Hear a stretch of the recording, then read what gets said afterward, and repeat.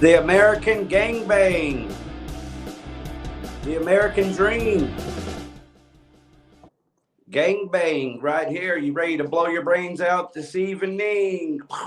Because everybody has at least a million reasons to blow your brains out with Rick E. Warden here live. StreamYarding with our special guest this evening. I'm going to mention one and one only because I have the name already published, and that is Dan McNew. Very happy to have a guest on here. Everybody that happens to be, okay, link is in the descriptions right here. You look right here in the description, or look right here in the live chat. Either one. I can go over here to I went to post a comment, but I can go over here to guest and then copy this link right here. I've gotten pretty good at this. I should have done it last night in my little skit, but I just wanted to get through my skit. So right now, here you go, Mr. Dan McNew. If you will just hop on Outlaw Video TV there on YouTube. Right there and right there. Okay. All right. Now my face is not in the screen. Everybody's not looking at my hair top anymore. But yeah, if you just look there in the feed there, what is that shared banner? It's probably want to be his comments. But there is, what's going on? Okay, here's where I'm at live. That's where I want to be. Okay, so already I've got this. All right, I'm going to back up and say hi. Hello, Danny. Thank you very much. Good evening, sir. Thank you for joining us, brother. Hello, thank you for joining us. And Outlaw, there is a link right there. Dan McNew, if you need that link, just hop on the video. Or anyone else for that matter, if you want to hop in this conversation.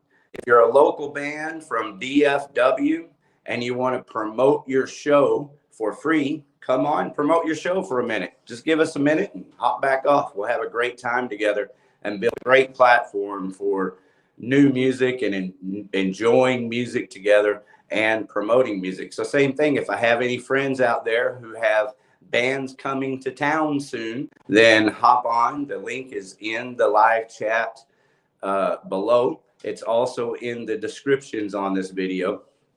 And we will bring you on live. I know how to do it. My audio sounds good. I know I need to kind of just talk a little more monotone. I know this is what's going to sound best with this phone. I don't need to be, hey, everybody, all of that stuff much. So I'm figuring this out. I had a live interview last week with Integrity 101. So we're expecting Integrity 101 back this week. And then we also had a live show on Monday, which was kick-ass. It was a lot of really cool things to talk about there. I'll get into it. But first, I'm going to make sure that we're taking care of our special guest, Dan McNew, heart surgery, patient recovery. He had 10th heart surgery on Monday, folks. So I have to do whatever it takes here to take care of him. If anybody, hey, Scum TV in the house, my boy, man, it's always good to see that name pop up in the feed. I've got live, Just the Facts. Here we are right here. So Just the Facts, man, is our guest for this evening. That's Dan McNew right there. I think that if I click on you here, what can I do? A star comment, putting time out. I don't want to do that, but I can start your comment. Let's see. There's Integrity 101, everybody. Pantera, that's what's up. Integrity 101 will hop on with us here in just a minute. First, it's most important that I get Dan McNew on here. Dan, if you check your Facebook messages, there might be a link there. I know there's a link in this feed, and I'll link it again. Oh, okay, wait, everybody, wait. It's me. I'm the dummy here. I have a notification. It looks like we have backstage, and Attitude Stream is the one that we want. Say hello, everybody, to Dan McNew. I'm Hello, here. Dan. Hey. Hey, great to Can see you. Can you hear me all right? My microphones aren't working right tonight. You're loud and clear. How am I, sir? Okay. You sound good. Yeah. Thumbs up on my end. You sound good. Do you feel good? I'm still recovering. I'm a little weak today. I actually went out and went to the grocery store and everything. So that was a little test. And the good thing is the pain I used to feel in my hip and my leg is gone now. So that's good. That's what they went in there to fix. So and as far that as was I know, part of the purpose. So good deal. Good news. Yeah. Yeah. Hey, man, I feel for you. I sure do. It's been a rough weekend or not rough, but, I've been thinking about you a lot. Yeah, according to the doctors, everything looks pretty good now. My heart is strong. Everything looks good. See, I've got coronary artery disease, which means my arteries are trying to clog up all the time. So I'm having to go in and put stents in. And so far, they haven't had to do open heart surgery. My valves, everything else look good. It's just that my arteries, it's hardening of the arteries, basically what it is. And so I go in every 6 months, make sure everything's good. And, it's one of those situations where you can't put it off. When you start seeing an artery closing up, you got to open it up. So that's why I've had so many surgeries. It's not that my life has been in danger that many times. A lot of it was preventative, even though I have had 8 heart attacks. But at this moment in time, my heart looks good. Everything looks fine. Well, good news. We'll take what we can get. That sounds good. As good as good. I can't thank you enough for being on this show as a guest. No problem. Yeah, really. I just started playing around with StreamYard. When did you discover StreamYard, and have you done live shows at all before? Oh yeah, I've had StreamYard for 2.5 years now. And, wow, cool. I don't use it as much as I should because it's I'm actually paying for it, so it's kind of expensive. But it's just nice to have. So anytime I want to go live, I go live. I've done remotes down at Dealey Plaza on Kennedy assassination anniversaries and things like that. But as far as regular live on StreamYard, yes. Wow. Okay, and all that's on your channel there at Just the Facts Man. Yes. Okay, excellent. Well, you have a nice channel, over 5,000 subscribers. That's respectful. Yeah, it's growing a little bit. I started my YouTube channel back in 2006.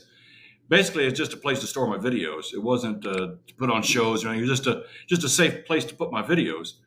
And then I found out, hey, you can make money off this, So then I started looking into it, and I think it's probably about 5 years ago, I guess I started focusing more on the channel and going through a lot of my old videos that I shot, when I met Elvis Presley.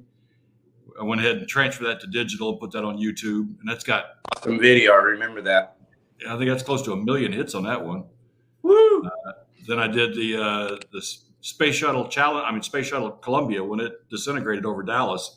I actually recorded that, and I've got close to 2 million hits on that one. Wow! And wow. my video. That's pretty jaw-dropping right there, Dan McNew. Congratulations and thank you.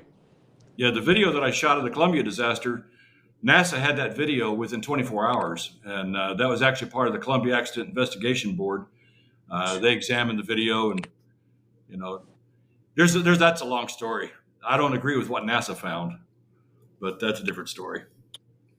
Hey, that's a good one. I would love to get into it sometime. I guess tonight's a good time to keep it brief, though, and try to get focused back on Pantera. But we're not in that big of a rush. I want the audience and myself, I'm getting to know you too.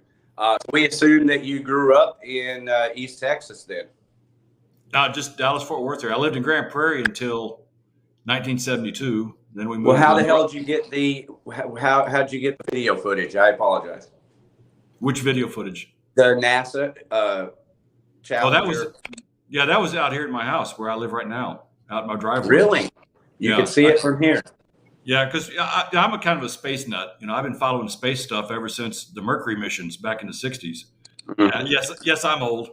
Okay, no, that's beautiful. Thank you for sharing. So there you go, everybody. Most everybody probably knows that about you, Dan McNew, and I'm the last one to the party. But for everybody, Dan McNew, he's a little bit of a space nut. He's got a lot of different things to offer you in his content. It's obvious why he has over 5,000 subscribers. So y'all be sure and go over there now or go after the show and be his new subscribers and check out all Dan's cool videos. You know, nothing else we should ask before we get into Pantera directly? Well, I'm kind of leading into that. One of the things that I have on my page that's given me a lot of views is some of the behind the scenes stuff with Dimebag. You know, during the Damage Plan days, and actually in between Pantera and Damage Plan, that's when I got to hang out with Dime a lot. And that's so I was always, anytime I was around him, I had the camera going. And Days, the height of the Aska days. We also know you as Aska Dan. Aska Dan, yeah, that's when I used to co-manage the band Aska. And of course, they were good friends with Dime and Vinny, and that's how I got to know him really well. You know, he would stop in and play at the gigs all the time. And it was kind of unique too, between the Pantera breakup and the Damage Plan startup, that 2 or 3 year window there. That's when he came to the shows a lot and performed with Aska. So during that time frame, I was hearing inside information about what was getting ready to happen. What they were planning as far as Damage Plan and all that. So it was kind of cool to hear some inside scoop that was going on straight from Dime. I remember he was saying that the reason he would come to the Aska shows because he said he had to get his stage fix. He just hated not being on stage. So that was one of the reasons he'd always come to the gigs and just to get out of his system temporarily. But they decided that they were going to move on from Pantera, and the original, what I heard, they were going to call the band Newfound Power. That was going to be the name of the band. Right. And it became the record. Yeah, then it became a song on the album, and of course, then they changed the name to Damage Plan.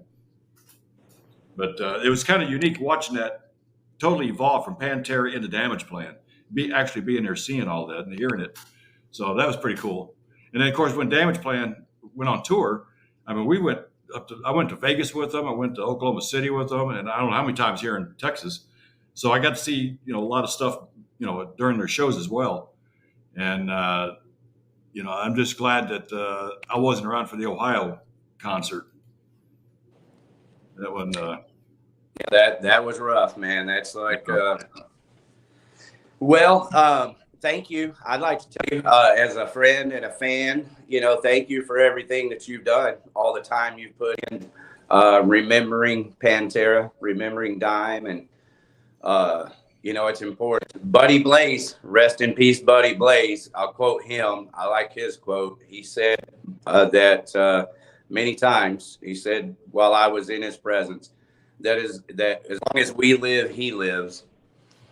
And I take that to mean what I'm thanking you for. Thanks for keeping his memory alive, Well, it's kind of a weird situation, when all this went down back in late 2004. I saw Vinny at the clubhouse. I guess this was like in January of 2005.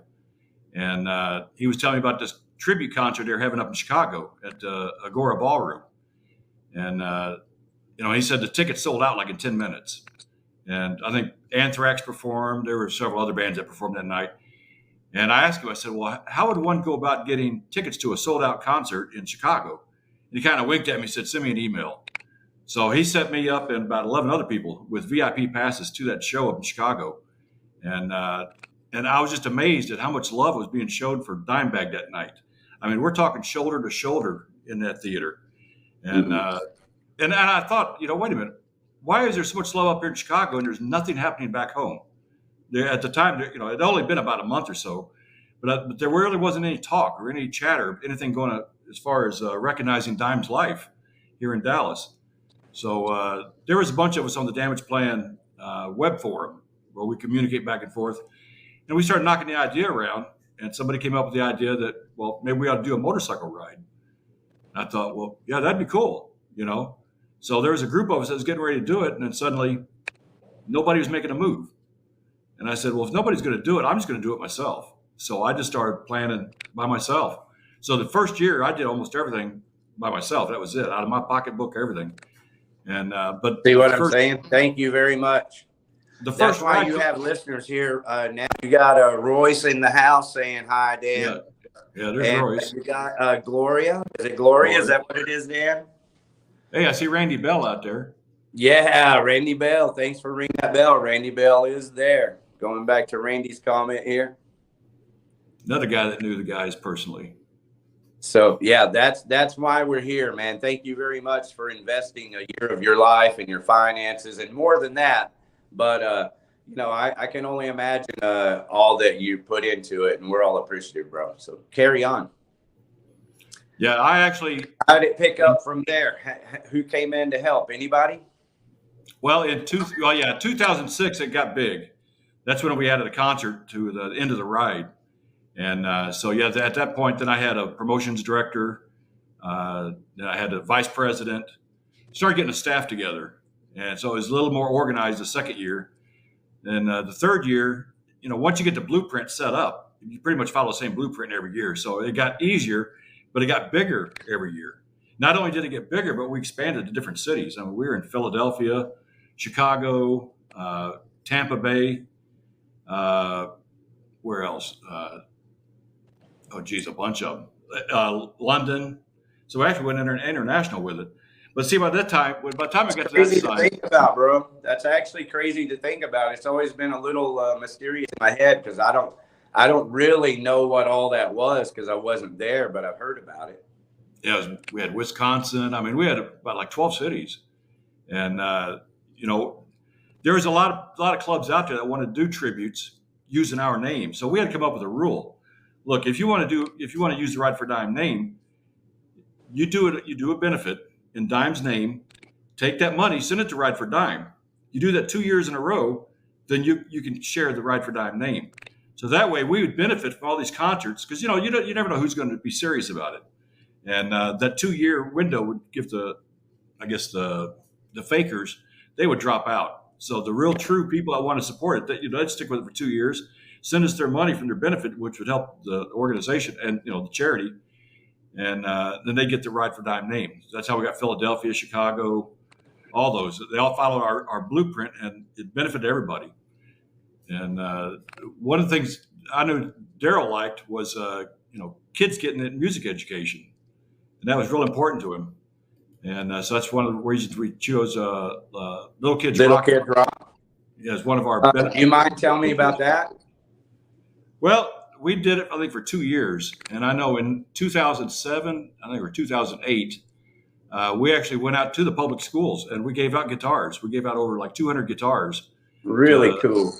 To elementary school kids. And they would give us thank you cards. And, and it's acoustic guitars or? Yeah, acoustic guitars. And not only did they get the guitars, but we also provided them with tutors, the music teachers that actually come in and teach these kids how to play guitars because a lot of these schools were underprivileged type schools. I mean, they were underfunded. So those are the ones that we picked. So, inner city type schools. Yeah. Because there's a lot of talent out there. And a lot of it just needs, just like a seed, you just got to water it a little bit and see what blooms. So that's what we were doing. Sure. I agree 100%. I mean, why children aren't taught music, as a, like my son loves Kiss and he's done it all on his own, really. But he plays piano, he beats. My grandson, he's just 3 years old. But yeah, I met him. Much encourage and love seeing people facilitate music in children. Yeah. Because I mean, look how young Dime was when he started. And Vinny.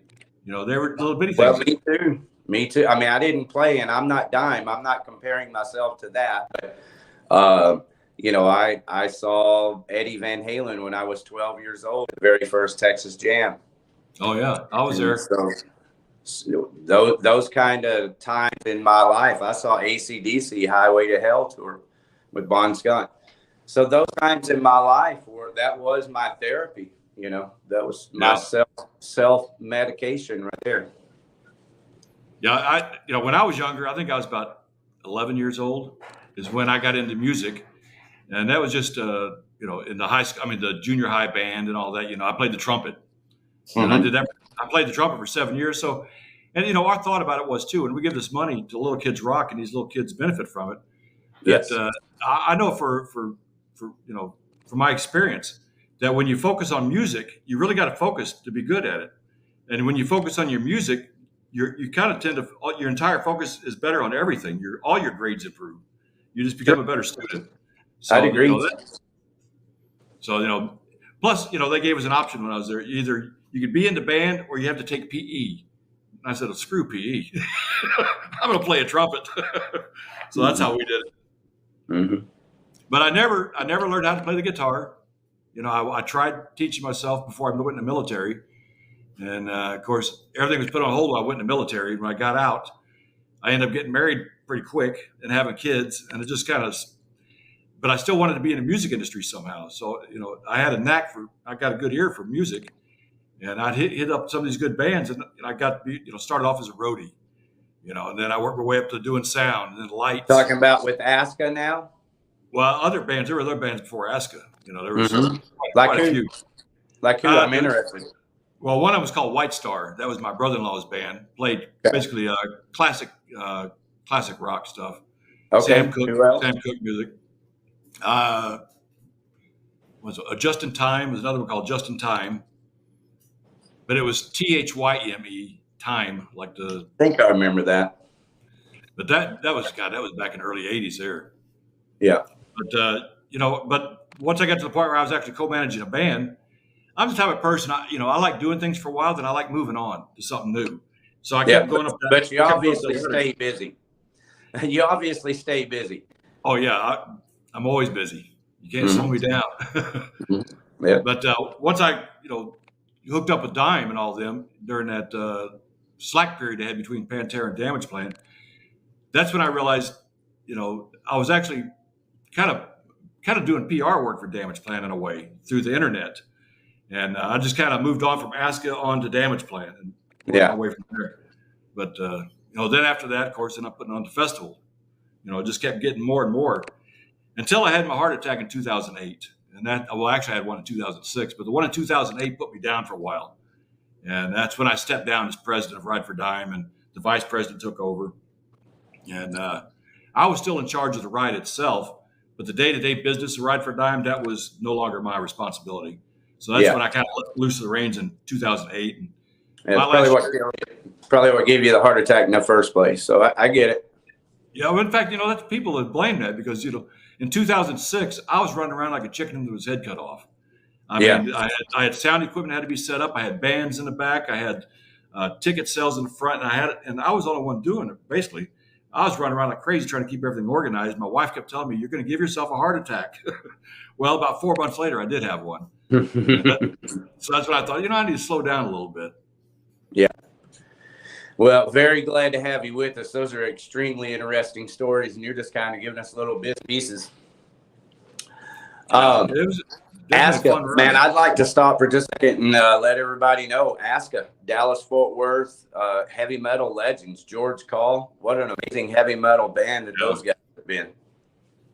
Yeah, they've been around for 1990, I think, is when they got around. And I didn't hook up with them until 95. And it was kind of unique to watch that band. In town before 90, but it was somewhere in there because I was working at Pipe Dream. My best Aska story, I used to manage Pipe Dream Records, and at that time I was also DJing on KNON. I did the metal show on Saturday nights on KNON, and I also had the magazine Skull Press going at the time. And George Call, and I guess all of his. I feel bad. I can't remember all the guys' names. Keith, I think Keith was with him. Keith Knight. Yeah, Keith Knight.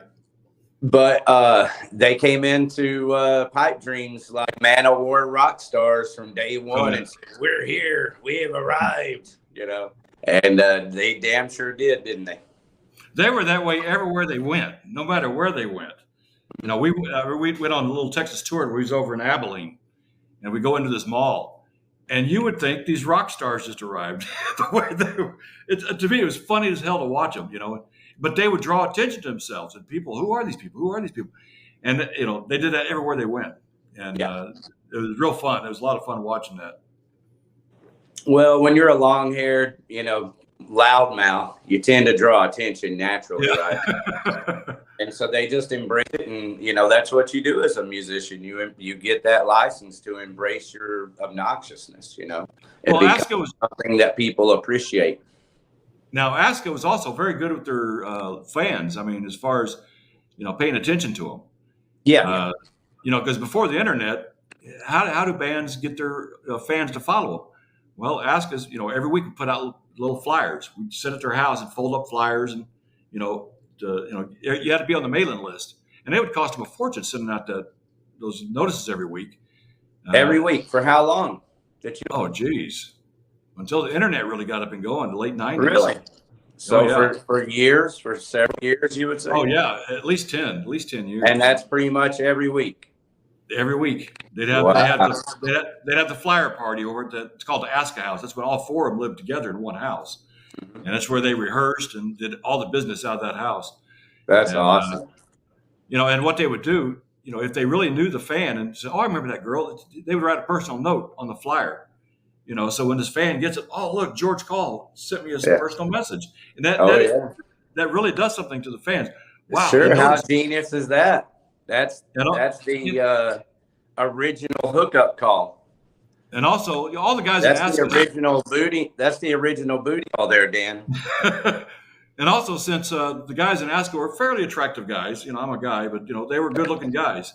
They attracted the females, and their mission was, if you get the females to the show, the guys will follow. So that was the thing, to try to get as many females to the show, and the guys would follow. They go, "Man, the hot chicks are at the Aska show." That's kind of what it was known for. Mm-hmm.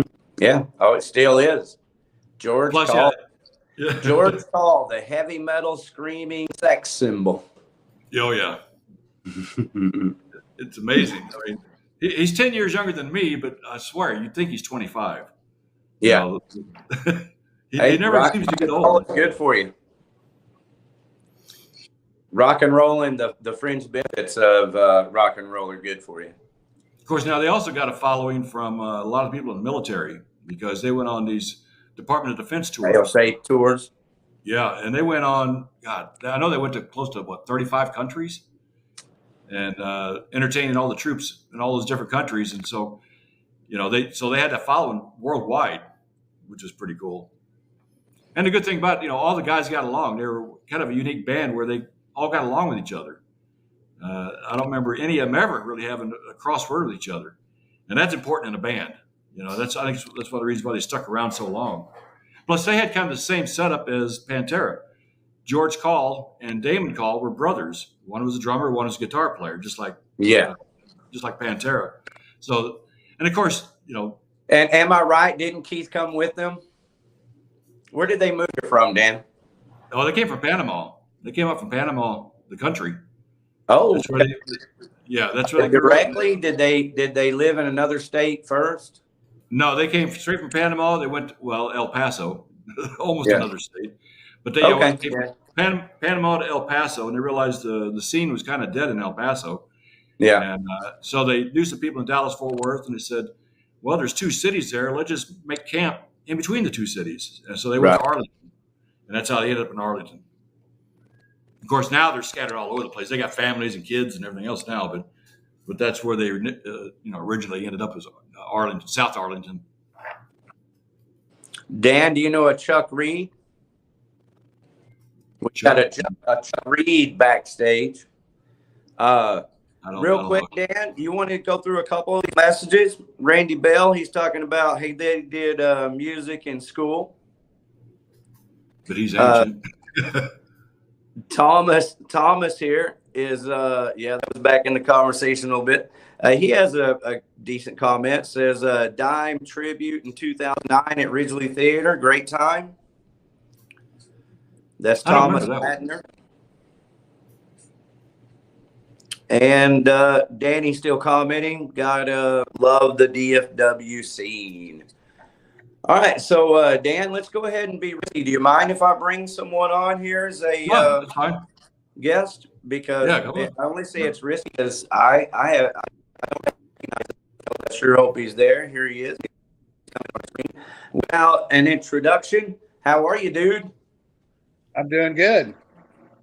Thank you for joining us. Introduce yourself. Yeah, I'm Chuck Redden with Bottleneck Studios and Sound Reinforcement. Aha, that's what threw me off. Hello, Charlie. How are you, buddy? I'm doing good. Say hi to Dan McNew. How you doing, How you bud? doing? Doing great. Dan, do you hear Charlie well? I hear him fine. We hear you great, Charlie. Thanks for joining us, brother. Yep. Hey, Dan, do you know Charlie, a Boatneck? No, I don't. I'm not familiar with him. He's a sound engineer. He does a lot of live shows. Charlie, tell us about your shows. You got shows coming up this week? I don't have any this week. I'm off this week. We start next week. We have the Oktoberfest is starting early in the Stockyards with the ISIS Theater and Horace Hall. There'll be probably 20 bands, I believe, down there. There'll be also have a lot of the local breweries setting up and doing tasting tests and food and stuff like that. And then after that, we start the October run with we have a old school biker rally in Crescent that's coming up October 14th and 15th. I believe the Tools are headlining it Saturday night.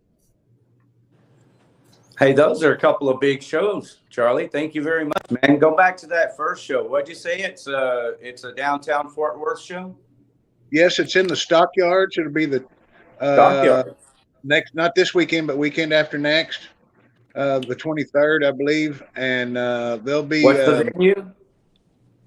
It's going to be at Horace Hall. It's Horace Hall. It's a joint group with the ISIS Theater, and they'll be bringing local bands, and like I said, they'll be having some of the local breweries will be setting up and have tasting tests. And they've been raising money for the ISIS Theater for a while now. They got it completely restored. They're still doing a few more things to it, and started doing a few shows there. They're doing theater also.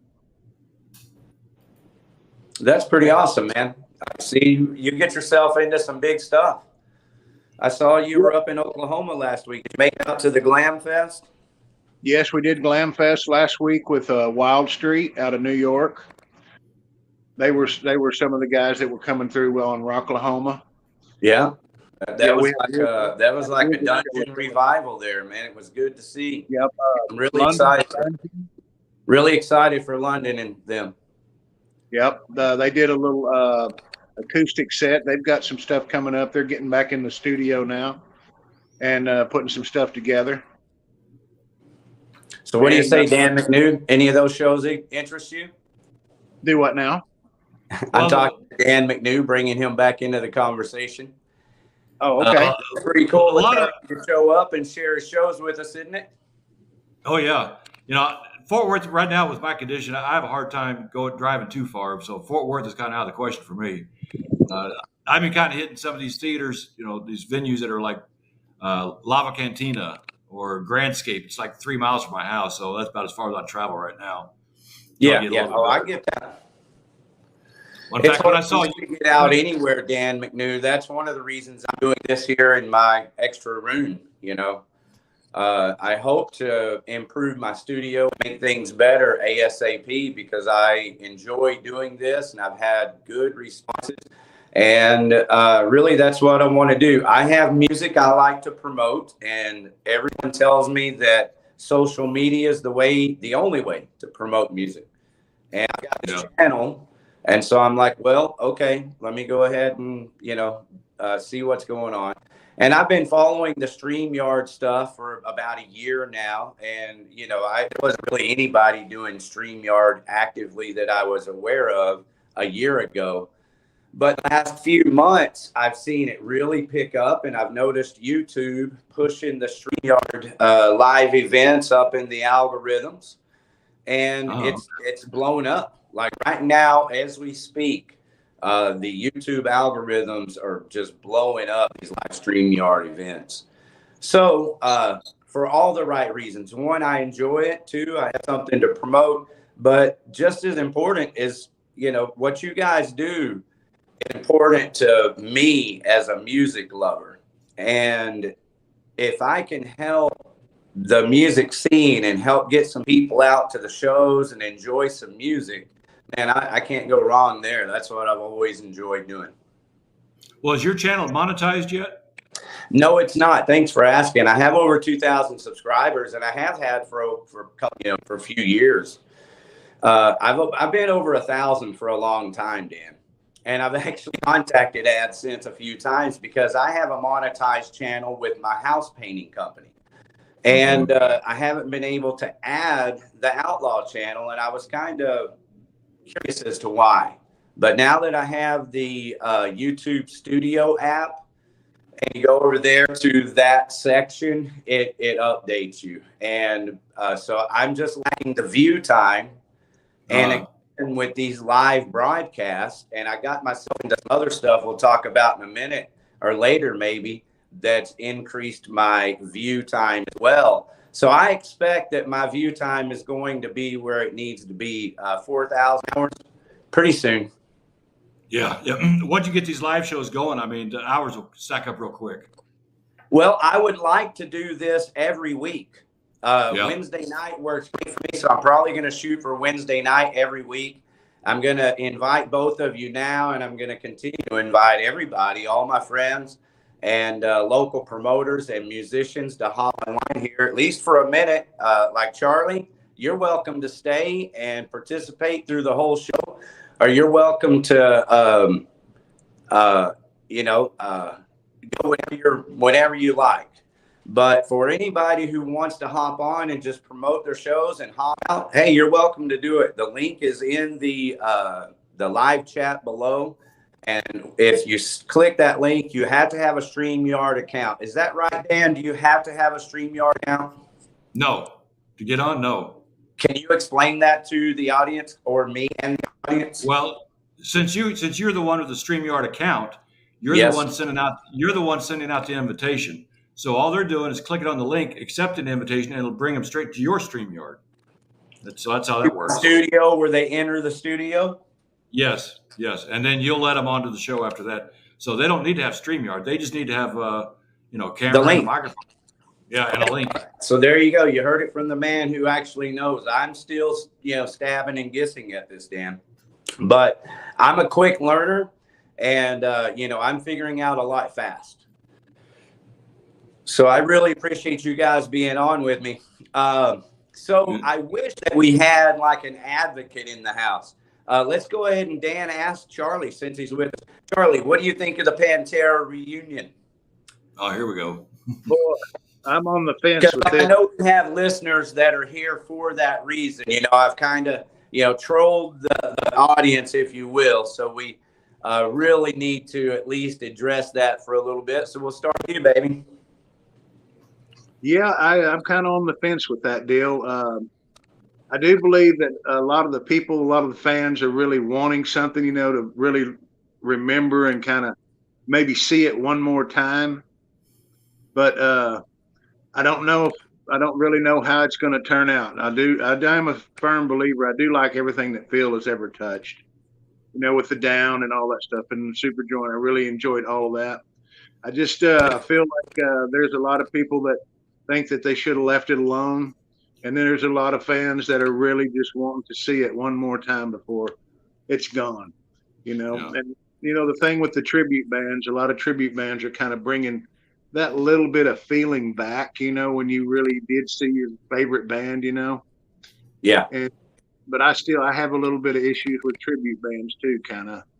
Well, I think you're speaking for all of us. That speaks for all of us. I think,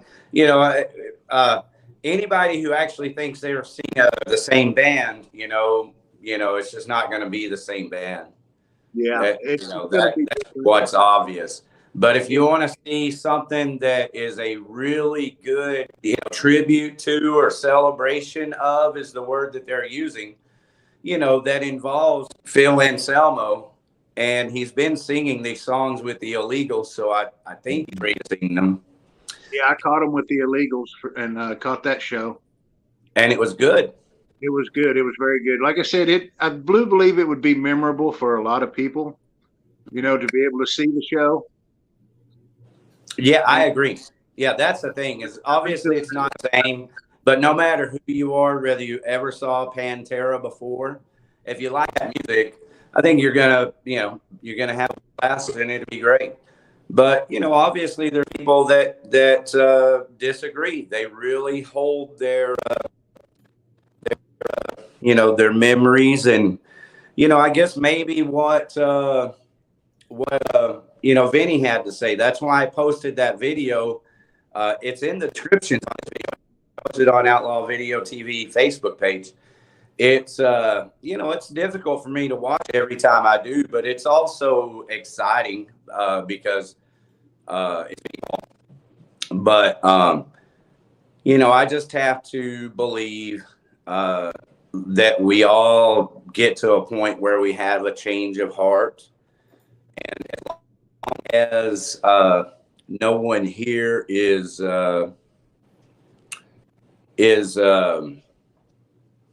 sorry, I'm trying to bring someone on while I'm talking. As long as no one's expecting Dime, I mean that's crazy. It's like going to see Van Halen expecting David Lee Roth. You couldn't even do that on their last one. I kind of wish that they would have went, kind of the way that Journey did. Went and seeked out someone that was really, truly just unbelievable guitar player, a new kid or something like that, and brought him in the picture. Better than Zach? Is that you, Johnny? So Zach is his own man. He does his own thing. Yeah. And I know he loved Dime a lot. Did you see the Hollywood? Did you see the Ozzy show? The Ozzy performance? I did, yes. Dan, Yes. Did you see the halftime show? For about 10 seconds, but I've seen other videos since then, yeah. And you guys, I'd like you to welcome Integrity 101. He's joining us from Philly. Did you see the halftime show, Integrity 101? I did not, but hello, gentlemen. Hello. This is Integrity 101, Philadelphia. The halftime show during the first home game for LA. One is Ozzy's vocals are so pristine, it's almost too real. But Zach tore it up. Zach looks freaking hungry as hell to me. He looks like he's ready to tear some shit up, man. So I really don't have a problem with Zach being the guy. But I get what you're saying also. In this age, there has to be a handful of guitarists that could, maybe make it a different type of a new and unique experience. Yeah. Well, Rick, We all kind of have an idea of what we're going to get with Zach. Hey, Rick, do you know Alpino Ward? Who? Yeah, oh, yeah, I know Al. Yeah, hell yeah. Hello, Al. Shout out, baby.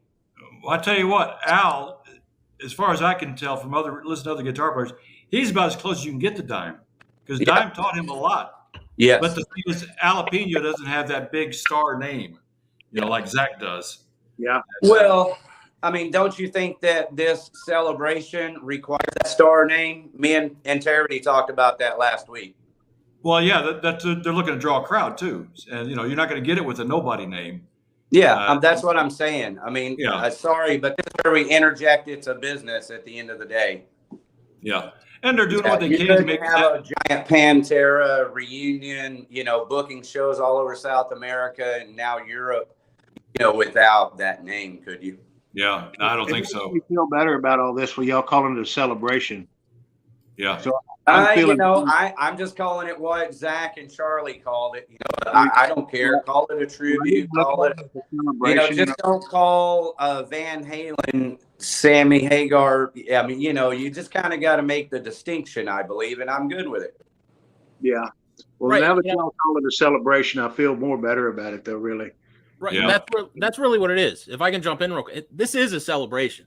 It's not Pantera. Anybody that knows the band knows this isn't Pantera. This is Thank you, 101. This is a celebration of Pantera. It's about going out and having fun, putting that name back out there. I mean, they're not going to be recording new music. I mean, I don't think they will. I don't think they would be that stupid. Yeah. No, this is I doubt it. This is about playing shows that haven't been played for 20 years, other than Phil with the Illegals, and that was only 6, 7, 8 song sets for about a year or whatever. and even that took 20 years to happen. So this is and it's a celebration, and the reason when Rick just said it was about Zach calling it a celebration, that's why Zach and Charlie are the correct guys. That's why you don't want some 18-year-old kid. I'll disagree with you there. You want their friends there because their friends are going to do it right. You know, if you get some 18-year-old kid in there that's a guitar virtuoso, he might be standing around going, "Yeah, I'm the new guitar player from Pantera, and I hope we write a new album." And blah, and then the fans are going to go nuts. Yeah, in my opinion. Yeah. So I mean, it's the fact that these are some of the best friends of Vinny and Dime. They're going out and they're going to jam to the songs their buddy wrote with the two remaining guys, play some big kick-ass shows, and it's going to be about having fun. It's not Pantera. Yeah. It's a celebration. Plus, Zach and Charlie, they're not going to leave their day jobs. There's no way. Right, and that's even better. That's everything about it. Those two guys are perfect. I mean, we all talked about Zach. Everybody kind of knew it would be Zach if it was going to happen. But when it was announced that it was Charlie, that's when a light bulb went off in my head. I went, wow, they really picked the right guys because it's about it being Vinny and Dime's friend. It's more important that it's their friend that will honor their legacy than it being some super talent that'll get the song perfect. Because the song being perfect isn't what it's about. It's about honoring the legacy and having fun. Nice integrity to be able to cut right through the bullshit because us three are personally connected to these to this to these guys as friends and to other friends. Like we all have mutual friends that that are on the other side that still just think it's I think I told you this last week, Integrity, that all the doubters will be won over eventually. I think that's the obvious. But we know some of those doubters, we all three have mutual friends that kind of wish this wasn't happening, Yeah. But they're older people and it's a completely different experience for us also. But man, I say, let the kids have it. Come on. I'll tell you honestly, I think the people that are against it are still caught up in drama from 2 decades ago. Yeah, in my opinion. And biased memories, they want the memories the way that they have them. I mean, when people watch a show like Behind the Music, you can put on almost like any Behind the Music on a rock show, and you're going to get to a point where there's a singer sitting there saying, "Yeah, I really wanted to move on and do some other stuff, and we needed a break." I mean, I was even going to make a YouTube video about it. This stuff happens all the time, and a lot of and that's one of the. Here you go. One of the Jason Newsted. Jason Newsted's a prime example with Metallica. Jason Newsted, Paul Rogers, Rob Halford, Bruce Dickinson. I can go on. All basically the same story as Phil and all that. Only when it happened with Pantera, it was 2003, and the internet was exploding, and everybody's it's blabbermouth. It was a whole different era, and it's been blown out of proportion. And too many people are holding on to this drama for decades. And honestly, I don't buy for a second that Vinny and Dime would be happy about their fan base still being this divided. And for that reason, that's why this tour could be. That's one of the best possible outcomes for this tour is it could unite the fan base. Mark my words. Yeah, there was the same issue, like you said, 2 decades ago when they formed Damage Plan after the Pantera breakup. I saw the Pantera fan base split right in half. Right.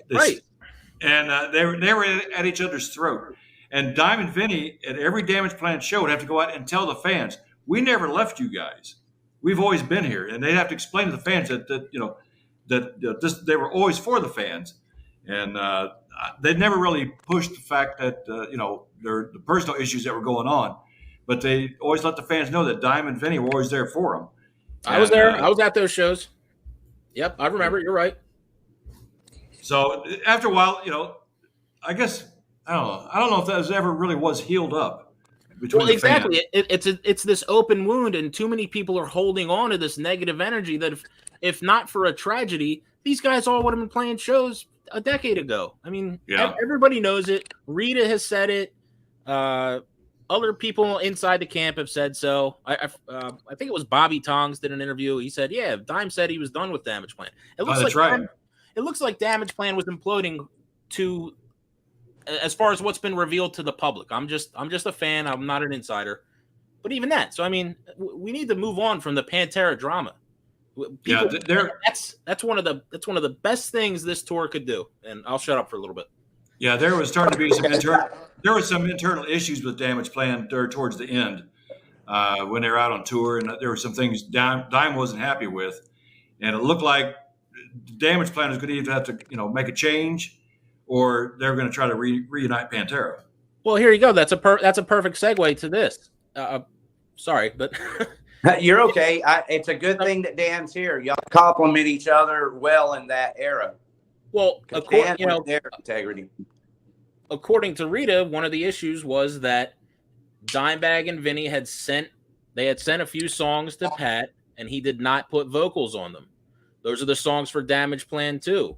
Those songs are still sitting around. I think Rita has control of the music and all that stuff now. I think. Yeah, I believe she does. And Rita had mentioned a few years ago she would like, while Vinny was alive, I think it was 2017-ish. And if anybody wants to look it up, it was on Joshua Toomey's show, Talk to Me, episode 123. You can look up Rita Haney being a guest on there.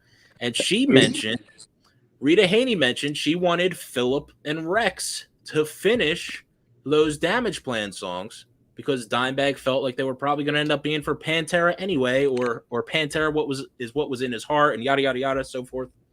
So what do you guys? You're all fans. I would love to see Phil and Rex go finish those 5 or 6 songs and put them out. I mean, what do you three gentlemen think? Well, I think a fan of good music is going to be without bias, and the obvious is, give us more good music, right? More good music is the name of that game always. Yeah, I guess if you have the same people producing it, you've got Sterling in there, and who else? Maybe even bring back Terry Date. Right, and I'm sure he would come back. He came back for the 20th anniversary of Steel. Yeah, reinventing Steel. It's very similar to what they're going to do on this tour. As a matter of fact, talking about Zach being a guitar player. They're bringing all the Dimes. Well, I don't know all of it, but they're bringing Dimes gear in for Zach to play, and they brought back Grady. Dimes guitar tech. So they're doing everything to get that Dime sound out of Zach. And they're going to try to, what I understand, they're going to try to play it note for note. They're not going to do, Zach's not going to go into one of his solos. They're going to try to play it exactly the way it was written. So that's, and if they got the Dime sound down and Zach can do it, and Charlie. They're just going to be badass. Come on, it's going to be great. Right, we can go watch that tonight. And the thing is too, it's been 20 years, more than 20 years now since Pantera, ended. A whole nother generation has come up. Listen to that music. They've never had an opportunity to see Pantera live. And this is probably the closest thing they'll ever see. Even though it's a one-off type thing, it's the closest they're ever going to see, So I kind of like it for that fact. But this whole reunion thing, it kind of puts the, Pantera in a weird position because, you got tribute bands out there. I actually hired a Pantera tribute band for one of the Ride for Dimes years ago. Cowboys from El Paso. Yeah, exactly right. They were good. They were good. And Vinny gave him the, thumbs up. So he liked them, so, we brought him in. Was that Aardvark show? Was that your show? No, that was the Aardvark show. That was the show Vinny showed up, and that was the night I hired him. Okay, well, I brought that up because I have fond memories. Vinny played that night, but also got a big Vinny hug that night in the middle of the audience. Good night. Thank you, and Dan. that was, and that was one of the first times that I got to see Vinny out in public for quite a while. And that's when I noticed. That's when I noticed how things had changed. Since Dime had been killed. Vinny walks in the club and he's surrounded by bodyguards. I mean, I could hardly even. I never even got to shake his hand at night. Because he was so secured. We were waving at each other, through the bodyguards, and that's about it. I never really got to talk about That's a good prelude to, this is really one of my favorite Vinny stories, is that he went to the pisser and coming out of the pisser, he went right through the crowd, and I was right at the front of the crowd.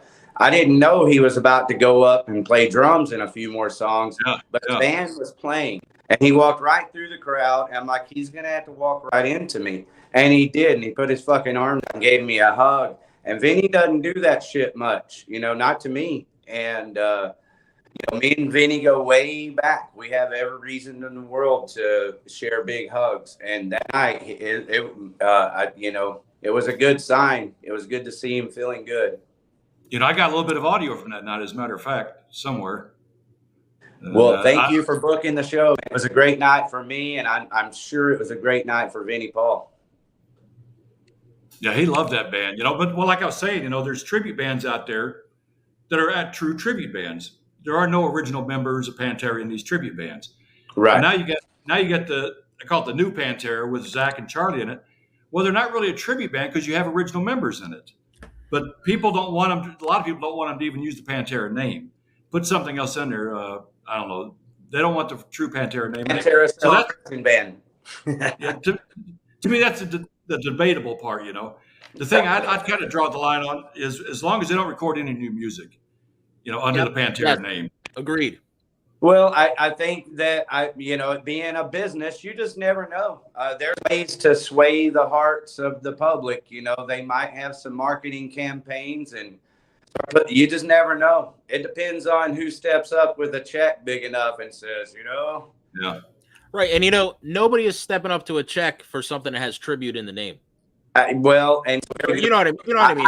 I don't expect it to happen either. I just thought I would be the advocate and throw it out there that when the check is big enough, which is why they're using the name. But that's okay. I mean, nobody said anything when Slayer went out and toured without Dave Lombardo and without the guy that wrote most of their best songs, some guy called Jeff Hanneman. Nobody said anything. Yep, you're right. And they wrote a whole new album and continued. But it was Gary Holt. And so, yeah, you're right, though. I love Gary Holt, and Paul. I'm a fan of Paul Bostaff. I'm not a fan of the albums he did with Slayer, to be honest. But he's a good drummer.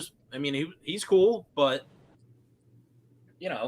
that's not point real is, Slayer to me. Slayer, but it was right. Nobody bitched about it. Nobody said Anthrax, had John Bush, etc. I get it. Danny out in the chat room says Dime used to show up at Monte Carlos to show love for local musicians. That is so true. I saw Dime so many times at Monte Carlos. Had a lot of good memories there. Monte Carlos was right down the street from his house, so it was just 5 minutes away. I went down there towards the end. If you don't mind, Rick, radio there a couple of times, groups like that. If you guys don't mind, I want to circle back for a second. So are you guys all cool with the idea of Philip and Rex releasing a Pantera EP or whatever, Pantera album with Vinny and Dime's Damage Plan recordings? I don't know. If it's Vinny and Dime and it's their music. Help these other guys get their answer together. My answer is always, I'm very hard to offend. I'm almost unoffendable. Steal my money to offend me. I'm all for good music. I don't approach music with a bunch of biasness and personal baggage. To me, good music is good music. What you call it, what the stamp is on it, what color T-shirts people wear when they listen to it, none of that matters to me. It's always about the music. So I have to say, hell yes, yeah, man. Let's hear a lot of Pantera music or whatever you want to call it. I would agree that it'd be all right as long as both estates approve of it. Well, that's obvious. Obviously, they would have to approve. And that's what it boils down to: who has control over Diamond Vinny's rights. I know Phil and Rex have their rights because they're a part of Pantera. Although a lot of people are being technical about it, well, they're not original members. Whatever. Bullshit. Yeah. I mean, I know if they own a quarter of the license, they together own half, and then I guess Reed owns half if that's the way it actually went down. A lot of people are just trying to split hairs too. We know Phil wasn't the original singer. In fact, speaking of that, I spoke with Donnie Hart, the original singer. Yes. Love you, Donnie Hart. Probably about a month or so ago, and he has no comment about any of this. So. Oh, I don't know exactly what you're saying, Dan. I don't. He's not personal about it. He doesn't have biasnesses toward that situation, does he? No. Well, he was just talking about anytime he goes public with something, it puts a strain on his family, and that's sure. He just wants to stay away from any of the controversy. Okay. Oh, that sense. Yeah. No, I've talked to someone else also directly related that I wasn't even going to bring up. Not Donnie, But for the record, Donnie Hart is the Eagles tribute band Desperado. If you get a chance, definitely go out and see them in Dallas Fort Worth. They put on a great show. They do. Yeah. And for you in Philly, there, Integrity, they have videos online if you ever get in the Eagles mood and want to check out the original. He didn't record any of the records, but he did perform with them when they were broke up. He did some gigs with them between Terry and Phil. Oh yeah. Okay. Cool. That's, believe it or not, everybody thinks that Pantera was a glam band. At that point, it was pretty cool for me because I'm a Queensryche fan, and Donnie Hart could nail that stuff. So they were doing a couple of Queensryche songs and more Priest and stuff. It was awesome. That was like 81 and 82, I believe. Donnie was one of the singers for Assassin, one of the first bands I started touring with back in the day. Okay, yeah. Thank you, Charlie. I remember That's that. Charlie there, Assassin. He's I a had sound. productions back then. I was running sound for those guys back then and lights. So Assassin Cool. is Mark Tremere, and that's Jeff Daniels, some true Dallas Fort Worth heavy metal. Yeah. Todd Riley and Tony. Yeah, yeah.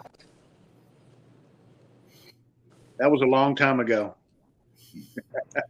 So, what were your thoughts, Chuck, on the Damage Plan 2 Phil Rex thing? I think that I would like to hear some of it. Like I said, I'm always a fan of good music. As long as it's good, I don't care who does it, just so it's good. And I would really like to, if they're going to put something together, I'd like to hear some of it, I guess. Yeah, see, I mean, I said it last week. If it's me and I'm managing somebody, I'm talking to Phil and Rex and I'm talking to Rita and saying, hey, finish these 5 songs before the tour. Sell it on the tour. Yeah. Yeah, well, What better promotion? you would What better think time? so. There's a lot of open-ended things like that, though, Integrity. I mean, there's a lot of mysteries. For example, Dan, did you get to give any? What do you think of that damage plan? Because your important is really. I mean, your answer is really important. Well, like I said, personally, I'm not for it because that's something that Dime and Vinny put together that Phil and Rex had nothing to do with whatsoever. And in fact, that music only is there because of Phil and Rex not being part of it. And then suddenly, once Dime and Vinny are gone, Phil and Rex come in and use their material. I don't think that's right. Okay, for them completing any of Pantera, or let me just back up to Dime, because that's where I'm going to direct a couple of these next questions. Do you think any of that music that the way it is, because Dime has years and years and years of music, and do you think it should be released? Do you think that any of it should be added to? That's the question. Well, added to maybe, because one thing I do like, I've seen, Hell Yeah did this, and where else did I see this? Oh, Rebel Meets Rebel. Rebel Meets Rebel, yeah. Where they, in the song, and well, at least in the video and the song, the music itself, they add a Dime part, posthumously. He's no longer with us, but they took some of his old sounds and put it in his video. And along with the video, Hell Yeah did it with Dime, and I love that. It's like, wow, there's Dime again. I don't care anymore. I don't care anymore was the song. Yeah, that's right. Thank you. Right, yeah. Well, what I'm saying too, though, is like Dime has a lot of unfinished music. I'm sure he has a lot of completed music. So we should just talk about it first. What about some of the songs that Dime had completed that were never released? Would anybody be interested in hearing any of that? Oh, I would. Yes, I would. Yeah, see, and that's what to me, the holy grail of the unreleased stuff is the Damage Plan 2 stuff. Now, Vinnie Paul, when he was alive, he said he was either going to have Pat sing on them, which I don't think was going to happen. Well, Dan shot that down, though, Integrity. So that's right. What I'm doing is kind of filling out the boundary here. Or he was going to have some of Dimebag's favorite singers, like the Cornells and the Dios. But, how long are you going to wait? Because we can't get Cornell or Dio. Yeah. And like I said, when Rita Haney comes around and she says, I want to see Phil and Rex on it. To me, as a fan, I'm going, yes, please do that, please. Like I said, if the estates agree to it, that's fine with me. I mean, they got the final say. I mean, is there any? Can you guys come up with a better idea of what to do with those songs? They need vocals. Well, I know. I don't think they need bass. I would assume because Dimebag played bass on the first Damage Plan album. Yeah, he played. Yeah, basically any musical instrument you hear on Damage Plan album, that was Diamond Vinny. There was nobody else. And Right. of course, then they brought Pat in for the vocals. But yeah, that's what I was going to say. I guess if Pat were available and willing, and that was all agreed on, and get Bob Zilla in there, that might make sense. But otherwise, I can't really think of anyone that would be, for me. I feel like Rex would be my first choice. yeah, I know Hey Bob guys, Zilla. we're inviting Toxic onto the show. And Toxic, can you hear me? I didn't see Toxic come up on the screen, so let me do Toxic. There, let's see. Me? Brought Toxic up right there. There it is. You can hear me, motherfucker. I sure can. Right. Who are you, man? Say hi to everybody. I'm Danny. Hey. Yeah. No, I've got several YouTubes too, dude. Okay. Yeah. Guys, What's up, Danny's brother? in North Fort Worth. He's a gamer, a techie. Yeah. Heavy No. metal. Okay. Yeah. No, I know Rick. He was at one of my last. Is my audio shows. working okay? Me Is and my my mic dad. okay? Am I too loud? Yeah, You're that good. sounds good. Yeah, you sound good, Dan. Fuck You're yeah, coming in loud and man. clear. Say hi to Dan and everybody. How you doing, Danny? Howdy. Did you ever participate in the Ride for Dimes, Danny? Hey, man. Hey, dude. This Saturday, dude. They're What's playing. this Saturday? You know. What's this Saturday, Oh, Dan? I know it. Yeah. Y'all go see Prophecy Saturday too, though. Oh, yeah. Support. Yeah. At the theater, Haltom Theater, this Saturday Support your at the local Big people, Prophecy man. Show. Thank you for telling us. That'd be a good show. Yeah. That guitarist is phenomenal. I'm hearing things twice. Make sure your YouTube is off. Yeah, But James. yeah, hey man, the whole Pantera thing, dude. I grew up around them too, bro. You know what I mean? 2 blocks over, when you got to hang out with Hetfield, 2 blocks over, man. Well, Hey, Danny, do you have your tickets to the show yet? Danny, do you have your tickets to the Pantera reunion show? I do not. No. Obviously, it's a joke. They're not on sale. Does anybody know, are there any American shows announced yet? there's been no announcement yet. Yeah, not yet. Yeah, but didn't they announce a European show? I think they have 4 shows announced. Yeah, I think 4 in Europe. I think. Thank you, Integrity. Are they all Knotfest shows? I think one's a Hell and Heaven Fest, I believe, and then at least one is a Knot Fest. Not But real still, Heaven and Hell might be picking up Knotfest and just not getting the rights to change. I mean, they're not, maybe they sold, Yep. A lot of times they do that. These bigger tours can pick up that package and add it without being the tour. Does that make sense? Yep. So anyway, yeah, I'm True. very excited for True. Slipknot. Man, that's kick ass of them. They're probably an integral part of the reunion. I wouldn't be surprised if they had to sign on to this deal to some extent for it even to happen. Yeah, I know Corey Taylor's What's a up, big brother? supporter. He performed at Ride for Dime in 2009. Yeah, that's correct. Tell us about that, Dan. Did you know that, Integrity? What's that? Yeah. No, I missed. I didn't Basically, see that. Dan is from Ride for Dime. He's the founder of Ride for Dime. And in 2006, It was 2009 when we had the All-Star Jam with Ace Frehley, Corey Taylor, Ace Frehley, Vinnie Paul, Bob Zilla, a couple of guys from Machine Head, a couple of guys from there's just everybody. man, what was that like, Dan? Aaron, what's his name? Aaron from Stained. Aaron Lewis from Stained. He was actually my wingman for that ride. because I was the lead bike every year right on on, Ride right for on. Dime. And Aaron Lewis is my wingman. And then 3 months later, he came back and had his own concert here in Dallas, and I got to be his wingman in his ride. Because when he was down here for Ride for Dime, he ended up buying 2 Harleys just for the Ride for Dime, and had them trailered all the way back to Massachusetts. You know, so that was pretty. And they actually sold it to him on Sunday, which is illegal in Texas, but they did it for. Blue law? He broke the blue law. Oh yeah. Hey, Outlaw Video TV. Yeah, but 2009 was Some really people cool. say you think you're above the law. I'm like, man, what is a blue law? Some of y'all may not be old enough to remember the true blue law, where they used to have aisles in the grocery stores roped off. Yep. You know, I grew You up could- shopping at the 5 and Dimes. Fuck Yeah, you the could law. buy- I don't remember the law.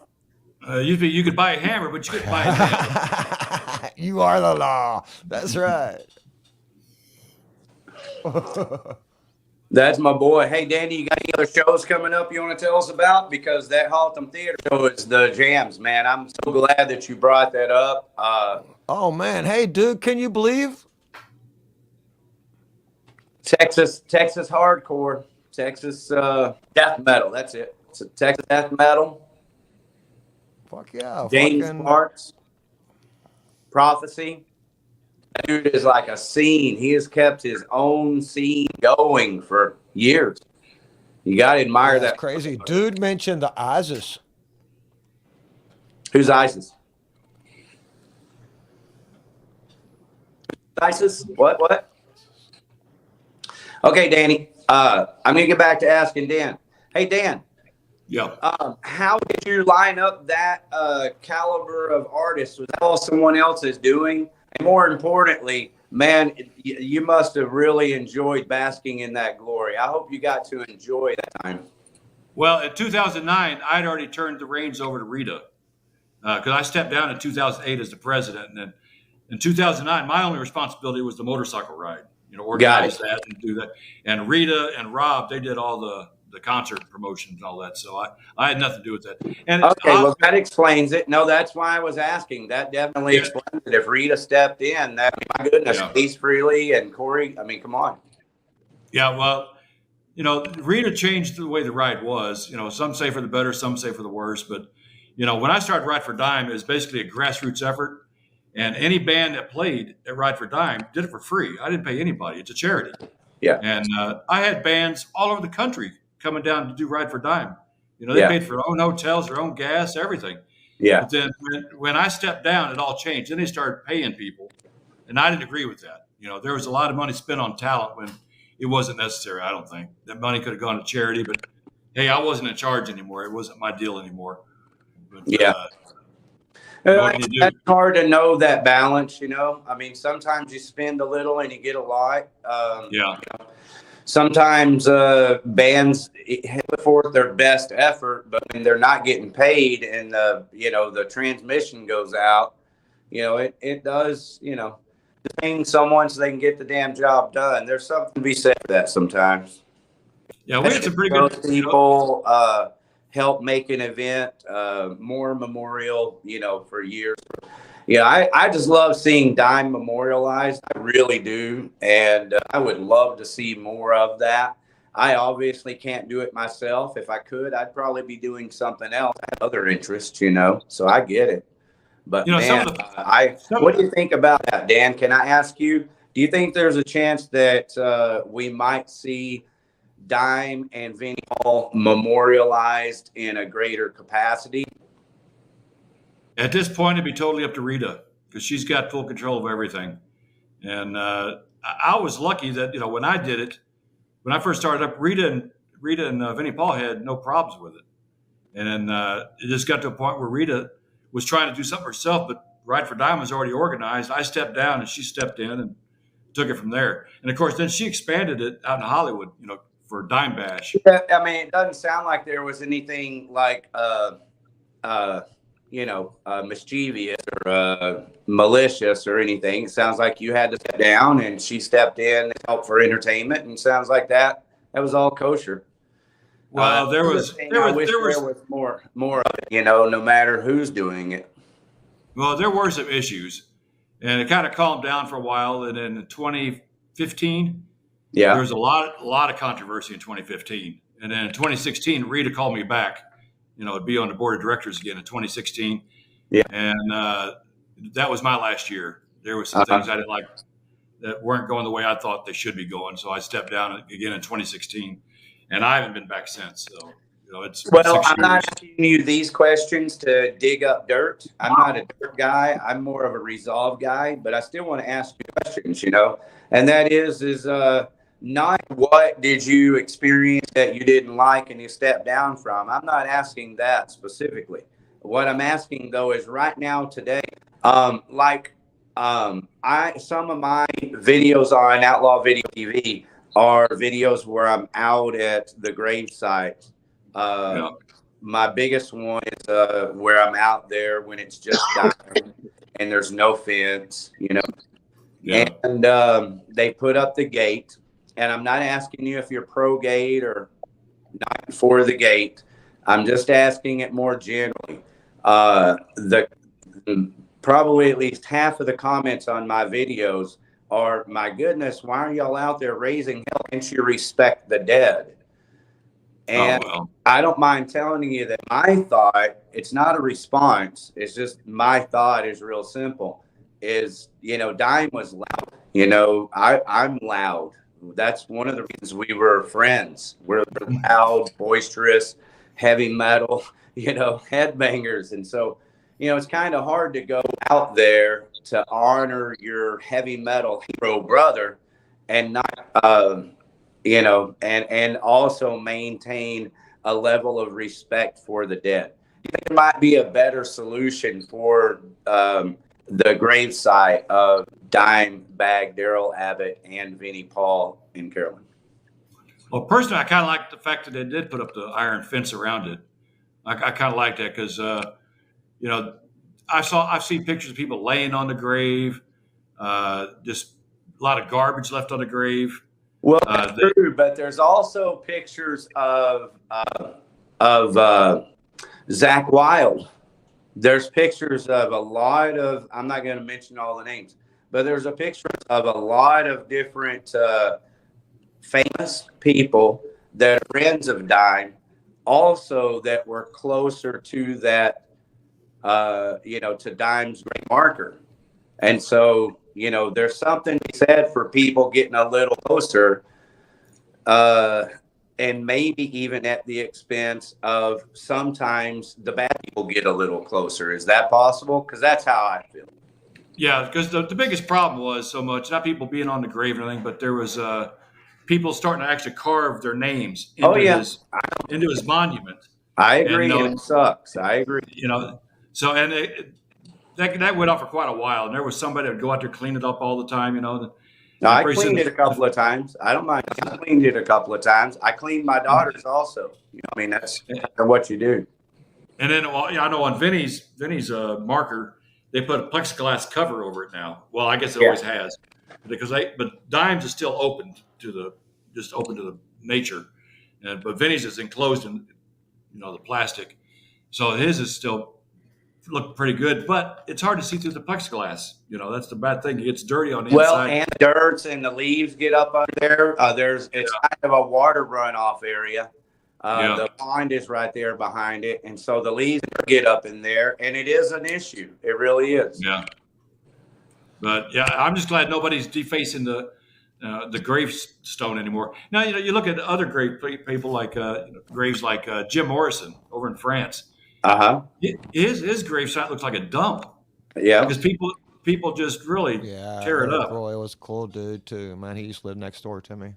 Well, kind of on those lines, one of the examples I use is the Leonard Skinner documentary. If I were to leave here tomorrow, in that one, there's a Leonard Skinner, and that includes Donnie's brother, Ronnie's brother, Ronnie.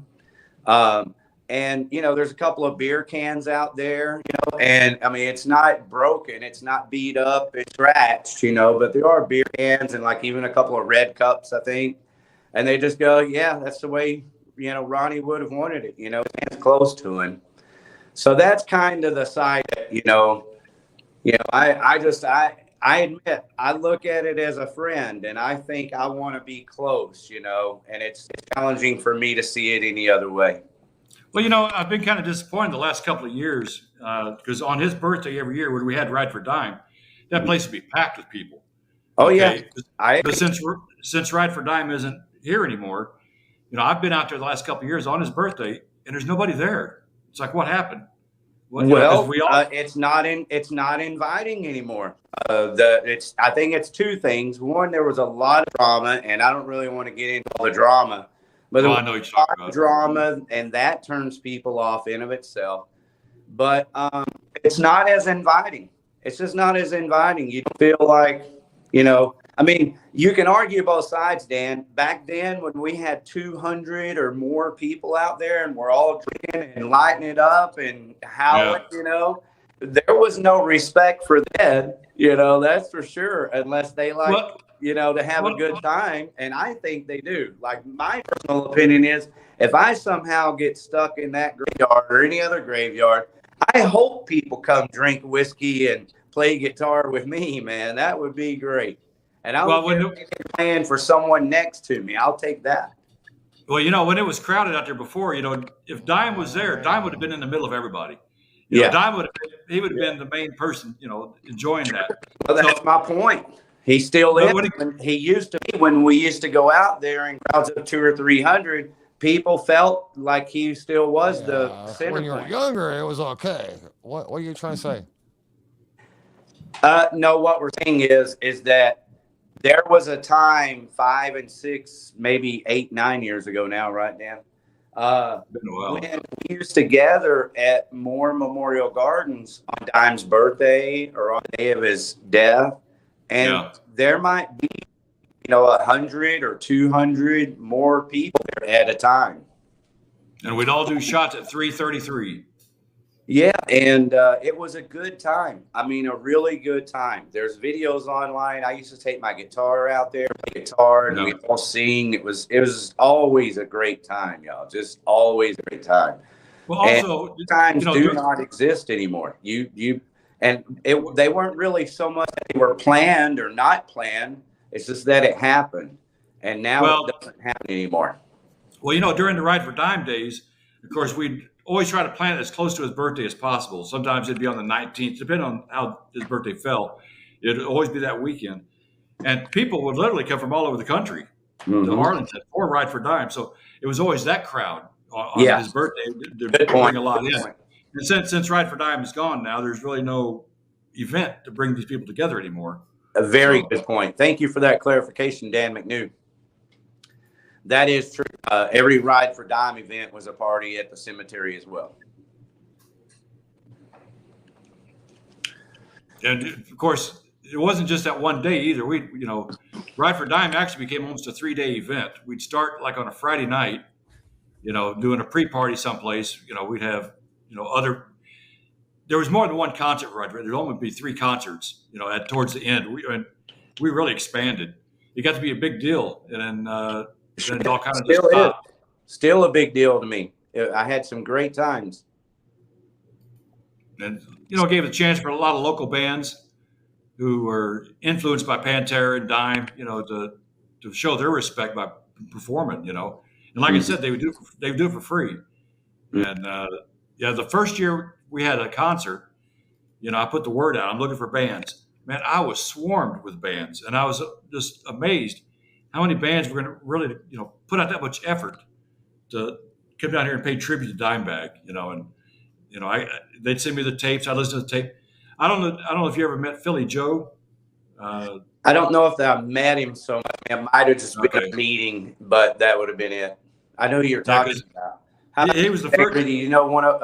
Integrity 101. Do you know Philly Joe? No, I do not. Okay, yeah, he ended up. Well, he was the very first band that I hired to play at Ride for Dime in 2006. And when it was over with, he came up to me. He goes, "Man," I feel like I got to do something, man. He said, "I'd love to do this in Philadelphia." And I said, "Well, start one up and see what happens," And it worked out in Philadelphia. It was like our second largest event that we had at the time. And we had some big names, like down in Tampa. We had LA Guns performed down there. Nashville, we had Seven Dust. And of course, here locally, we had Ace Frehley and a bunch of others. I mean, I can't remember all. I used to keep a list of all the bands, and I think I stopped after 5 years. There were just so many bands. Yeah. Well, And the videos are online for anybody who wants to look up the videos, and I'm sure anybody watching this has already seen the videos. now everybody knows, well, most everybody knows that Dimebag's favorite drink was the Blacktooth Grin. Yes. And okay, now did you ever see the band that I brought over from Turkey called Blacktooth? Maybe. It was a Turkish band, and they sounded so much like Pantera, I couldn't believe it. They contacted me, and they wanted to play it Ride for Dime. And I said, well, dude, that's a lot of expense, coming from Turkey, plus your passports. I said, I'm not set up to deal with all that. Oh, he said, we'll take care of everything. So these guys did a fundraiser over in Turkey to raise enough money for them to come to Dallas to play at Ride for Dime.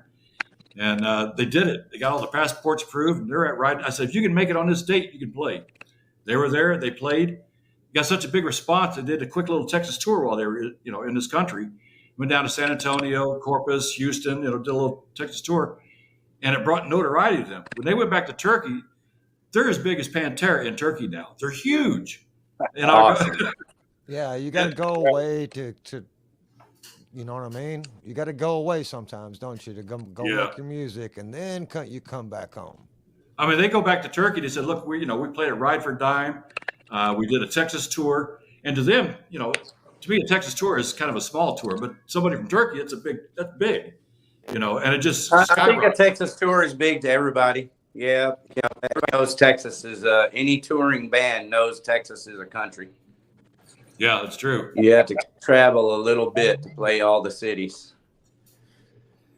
Well, There's a lot of love. I want to be here, respectful too, to your time we love and our go ahead and musicians. kind of start wrapping up.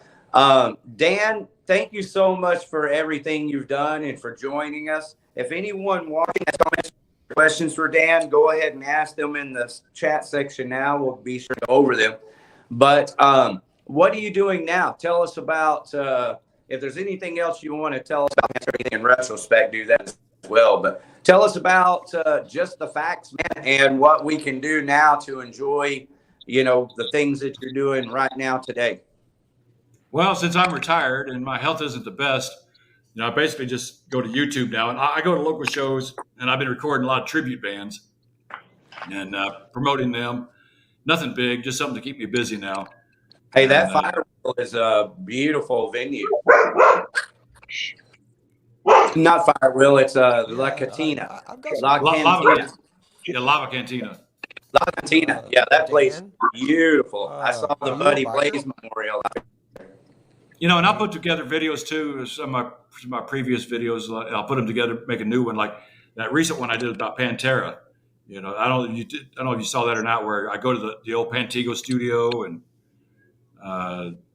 did you ever see that one yet? I have, yes. Okay. Pantera, yes. I've watched it a few times, and I've shared it on social medias and here in my communities.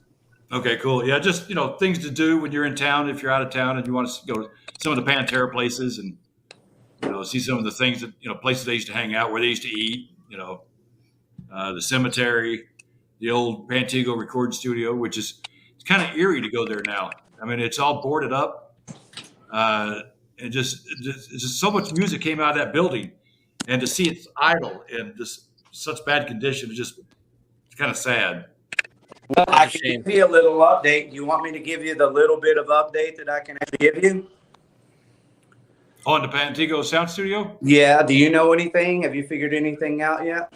All I know is the owner sold it, and I don't know who he sold it to, and I'm not sure what they're going to be using that building for. Well, I don't know if I should tell you, but I'm willing to because I'm all about breaking the news, and I have an inside track.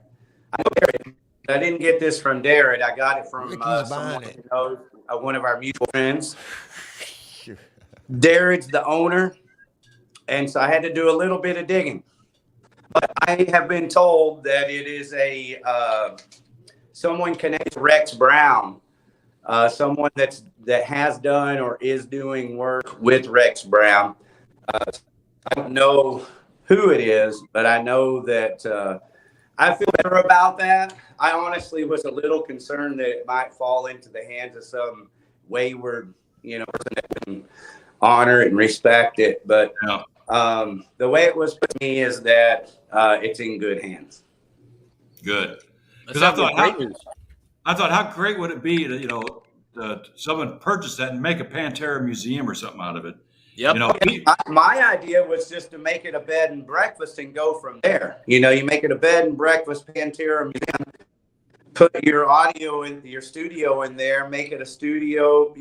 He's kind of got, my idea was just do what it takes to make it work. You would be better at being a bed and breakfast if you make it a bed and breakfast with the city regulations and everything. And it would pay for itself, and then you could figure out what the hell you're going to do with it later. I know people were wanting nothing. I know some people were rumored around they wanted to buy Vinnie Paul's house before they totaled it. And make a museum out of that. But what I understand, that house is in pretty bad shape. The foundation. Yeah.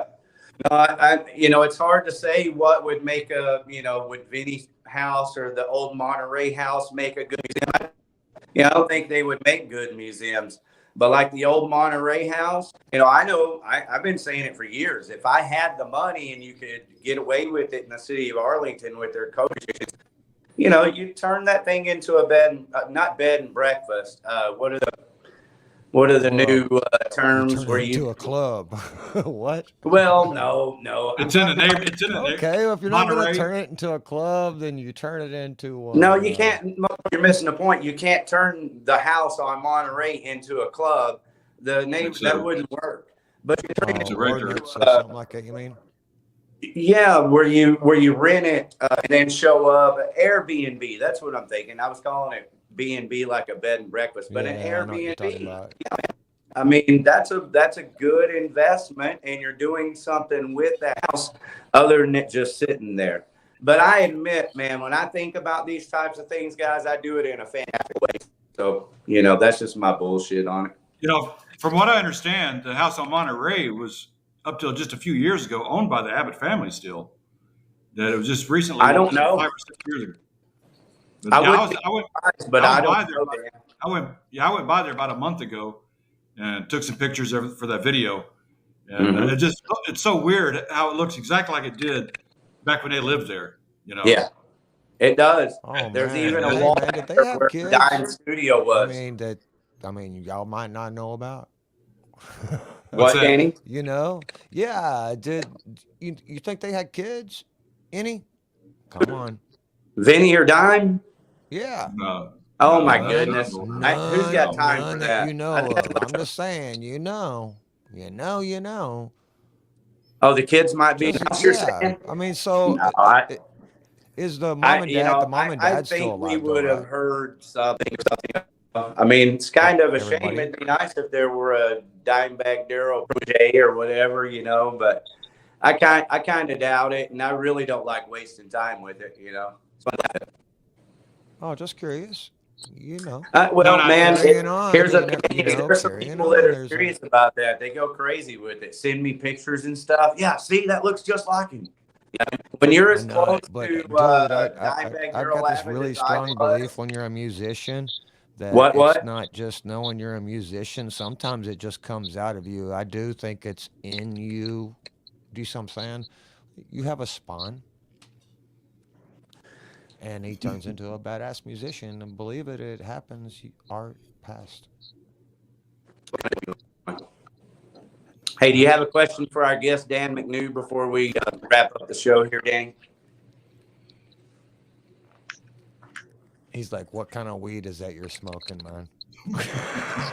That's some good shit. That's your question, Danny. Ask his wife. Hey, Dan McNew. Yeah, Dan. I did watch that video that you made Places To See for Pantera. You did an excellent job, man. I mean, I know because I have made videos. You can see them here on my YouTube channel. And it takes a lot of time to make, what is that, about a 10-minute video? It's about 14 minutes. But see, I got a video production degree. So I got that like 42 years ago. Wow. But I had So you could type more video per second than normal That's what it is.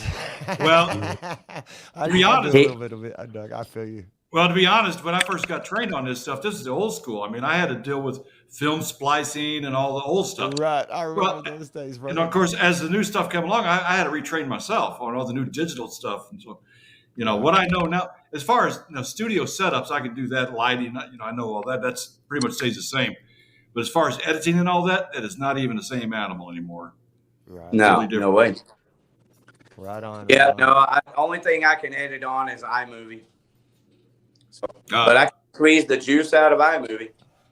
Man, it's like everything else, dude. Man, you got to keep on doing it and figure it out on your own, and just like Yeah, learning a yeah, song, yeah. brother. It just Hey, I figured out how to automatically get us starts all on coming. StreamYard. Say again, What? brother. I figured out how to get us all on StreamYard. That's a start. I figured out how to I get two figured out songs. how to do my sound tonight. I can't run YouTube and do this. I was hearing y'all yeah. twice. Yeah, there's So I about had a to 30 leave sec- the YouTube to come Yeah. here in order to actually hear. Yeah, you got to go to StreamYard because Or there's about a mute 30-second delay between what we're doing and I what mean, you see because on I'm using an YouTube. audio interface and a computer. Okay, hey and shit, Dan, tell so- me about that. Are you saying that you can go to StreamYard and watch this video there on StreamYard? No, never go to StreamYard. StreamYard is only for when you're actually doing the show. Yeah, no, StreamYard is Got a it. connection between each other. Now, everybody else that's in the chat, they go to YouTube. Only Yes. only the people involved in the So show what you go do to is like StreamYard. you take your YouTube, and if you mute your YouTube, you leave your YouTube up, but you mute it so Yeah. that way you don't hear your mic twice. Yeah. You know, I do this. I'm on this thing called Sonobus, and we're a bunch of musicians that it's all over the freaking world. It's freaking awesome, dude. And we collaborate music together, and it's pretty much damn near real time, milliseconds. You know Yeah. what I mean?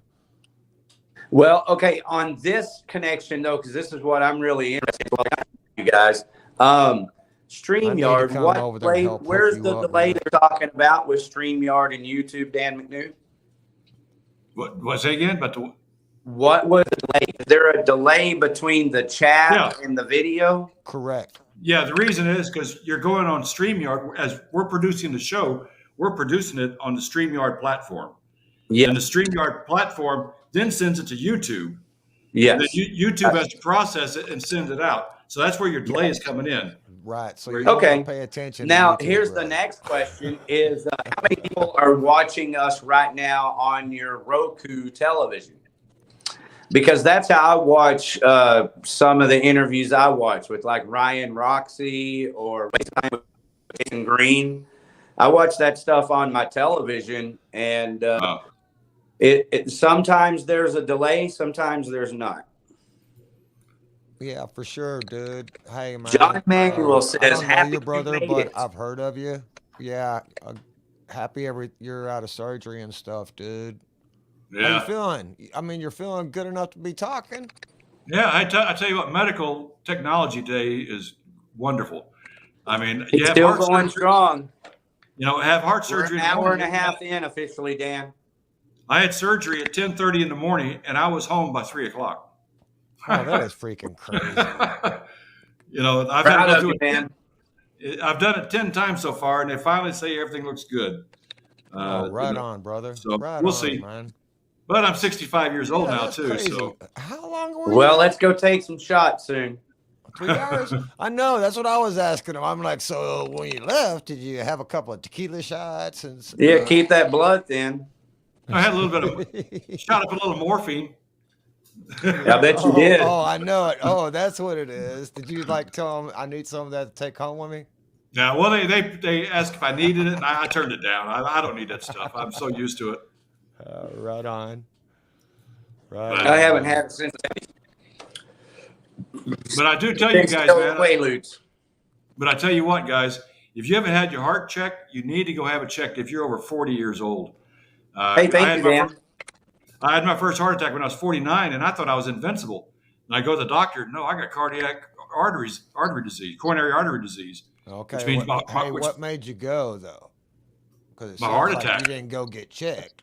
No, I never did. No, go he through had that. a heart attack. That's what he's saying. Yeah, heart attack is my. Oh, really? Heart attack is my first symptom, and then after that, I go every 6 months.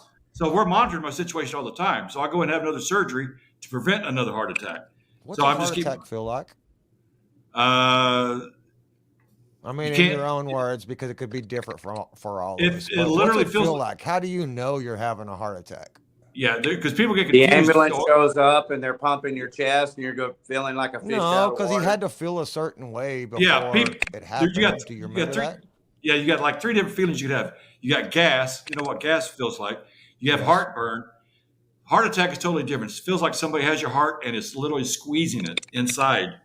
And it's hard to breathe. You start sweating. You want to vomit, and you got to get to the hospital immediately.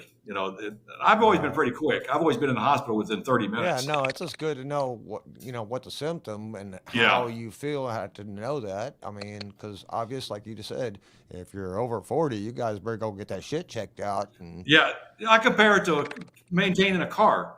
You wouldn't drive a car without ever checking the oil because you're going to run out of oil and you're going to blow the motor. do you know what caused the heart attack? Yeah, just clogged arteries, bad lifestyle. Plus, I mean, some of us what, you ate it's McDonald's a lot or something? I mean, Well, I've been smoking cigarettes for 52 years. okay, cigarettes. Bad. I'm a chain Cigarettes smoker. and McDonald's. Yeah, If I bad ain't diet. smoking fucking cigarettes, I'm smoking weed. You know what I mean? Having a bad diet, smoking. I'm always pretty active, so it's not because I was inactive. A lot of it's hereditary. I mean, my mom died of a heart attack. My grandfather died of a ruptured aorta. So a lot of it's hereditary but too. we all got that shit in our family. I mean, my whole family is heart attacks and cancer too. I mean, Something else that opened my eyes too. Look at Dave Williams from Drowning Pool. yeah. Undiagnosed heart issue killed him. Vinnie Paul. Oh, true. Undiagnosed heart issue. Yeah. Get your heart checked. Get your heart checked. Once you know what the status of your heart is, you can work with it. You're not going to sit there and wait for the big one. Just keep fixing it as you go. It's just what you got to do. Well, I've had 8 heart attacks, 10 heart surgeries, and I've got about 13 stents. Holding those arteries open. I don't know. I don't know what the stent thing means. A stent is when you got a clogged artery, and that's when you're having a heart attack. They go in there. Well, they go through your groin or your wrist. And they put a wire up inside your heart into that artery, and they blow it up with a little balloon. Then they it's like a little pipe. Stick a little pipe in there, and that allows the blood to flow through. Now, all you're doing is mashing all that cholesterol up against the walls of the artery, but you're allowing a tunnel for your blood to go through now. And if it's so bad, they might actually do a bypass where they actually got to cut you open. I've never had to have open heart yet. It's all been done through the groin or through the wrist. That's what they did to me was bypass. Really? Yeah, Charlie. I've had 4 heart attacks, 2 strokes, and triple bypass. Wow. That'd be Charlie Joe Redden. Yeah, I went in about 2 months ago, and they were going to clean out my bypass and put in a new stent. And they had determined that my body had rejected my bypass. It dissolved. So I go in probably next month for EECP therapy, where they put your body in a cuff and kind of pressurize your body. When your heart beats, it pushes the blood back through your vessels again, back and forth. So I start EECP therapy next month on that. That's an alternative to a bypass again, another one. I've been kind of lucky. I tell you what, my doctors actually showed my heart where they put the dye in there, and you can see where the clogs are, where it's not passing through. My heart has actually made its own natural bypasses in several cases. That's what they said happened to me. I'd created some new arteries. Yeah, but your heart will make new arteries and repair that bypass. You don't require a bypass. It created its own. But sometimes it doesn't, and then you have to have a they said it notice a difference every time they do something to you. It's not really getting enough flow, so they're going to start the EEC therapy, which is supposedly to open more arteries and create new ones and clean them out a little bit. I've got a point to this all. Hey, when you guys Ricky, get healthy, Ricky, I got a point to all of this, man. What This discussion they're having. Okay. Let them finish it out because I got a point to this. Go ahead. Okay. So we were talking about Pantera, and then we got into this conversation. You Okay? got Do in. you know how you got into the conversation? You did it. Talking about Pantera. You did it. Oh, I I mentioned did that. it. Yeah, you did No, it, Danny. No, So it's good keep fucking going. weed, dude, and bullshit beer. You know, I'm drinking Bud Lights. But no, man. Well, there was hey, a point when to you guys this are before feeling they- healthy, Huh? when you Almost guys like are feeling stoned healthy, and I'm not. this is the best time as any. I eat dandelion, and I don't go around telling people about it. I had no intention of coming on the What's show wrong and with telling you dandelions? about it. That's good. But when y'all talk about stents and blood flow and stuff, I am almost like it really kind of pushes me. You know, I'm over here stretching. Like, okay, time to do my No, stretches. you need to think. You know? And I just want to throw out leafy green plants. I was very fortunate as a young man to find that leafy green plants are what strengthens my blood. And so then I looked around and found dandelion and went, whoa, there's a bunch of leafy green plants. And so I haven't been to the doctor. I'm not sitting here telling you that leafy green plants will save your life or mine or anything like that. But I know if you look in the encyclopedia or any number of health books, it's leafy green plants. All right, well, Um, I'm as old as you are, dude. And you know what? I remember like I'd be just walking around when I was a kid, and yeah. I'd eat grass. I mean, I'm a dumbass. You know, I grew up, I guess, because I'm old. You remember those little clover things? Oh, yeah. Yeah. Everybody used to say, Haven't said "Don't all eat that. those, You're right, man." Danny. Blah, blah, blah, Haven't blah. said But all you of just put that. them in your mouth, and they were sweet. Yeah. Just sit there and chew on them, and fuck yeah, I fucking swallowed them and shit. And I mean, I've done all kinds Well, a of lot of crazy. that I is believe that, edible. I There's a live lot from of it. edible food there in your yard. But having said all that, because I want to get bogged down with you I guys, thought man, I'm going to dandelions are keep like Jack they and the Crack's you have to tacos do it tonight. right or Everybody something knows like that that. Jack and the Crack tacos are the champion musicians, you know, diet. Yeah, but they're good, dude. When you're Yeah, well, drunk it's and you're just on your Oh, way yeah. important home to get after the some gig. dandelion in there with it. That's I'm all I'm telling saying. you, fucking Jack in the Box tacos are fucking good, dude.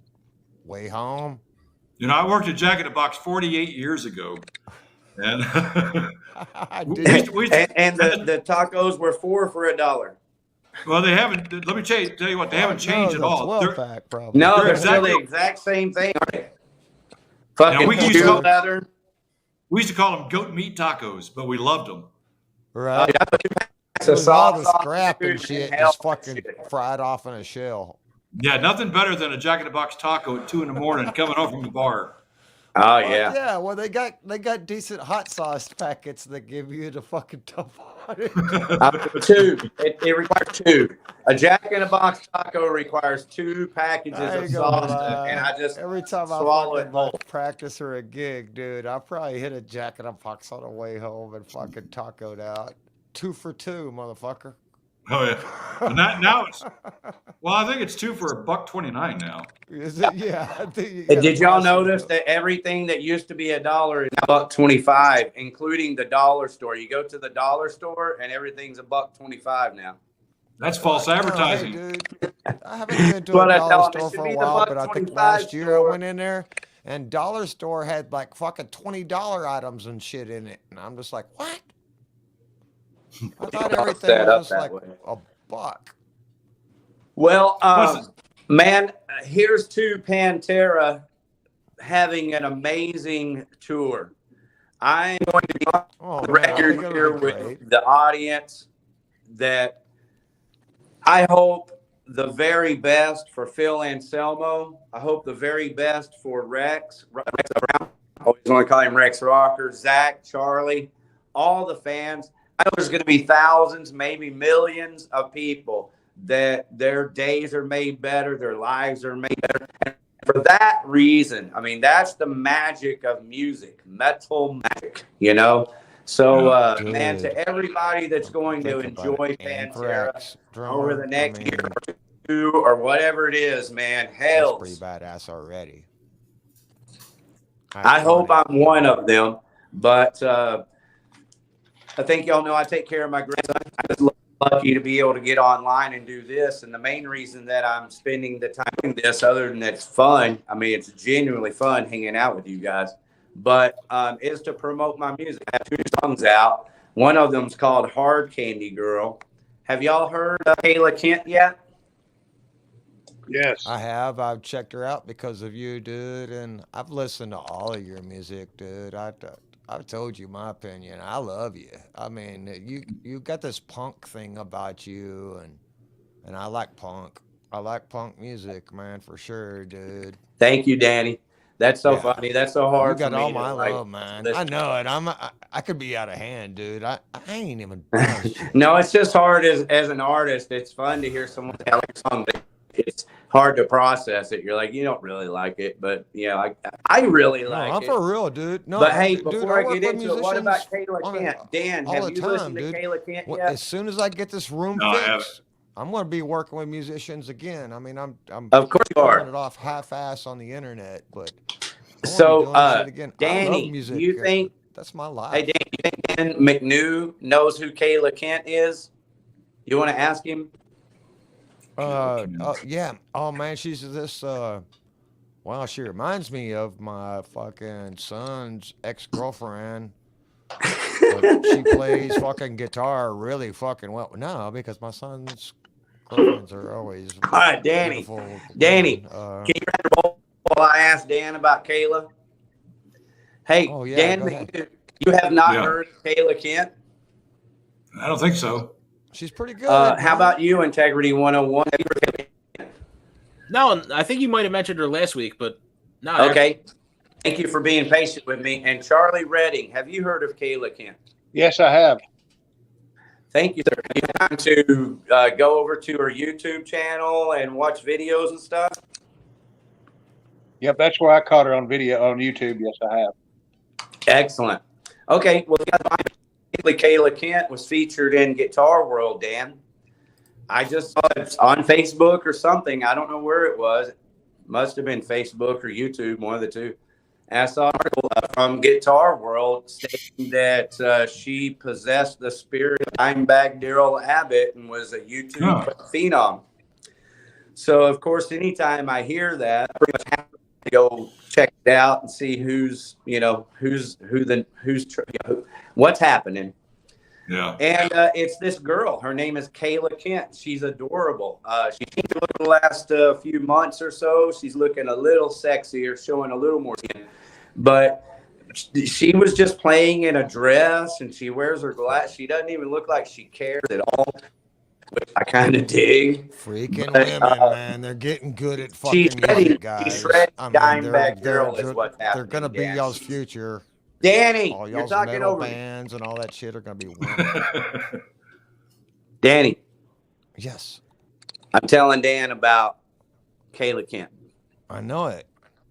The lady. So, can you guys make it a point to go over to her YouTube channel? She has 29,000 subscribers right now, Dan. Wow. She Cool. was written up in Guitar World, Outlier, all the different little magazines.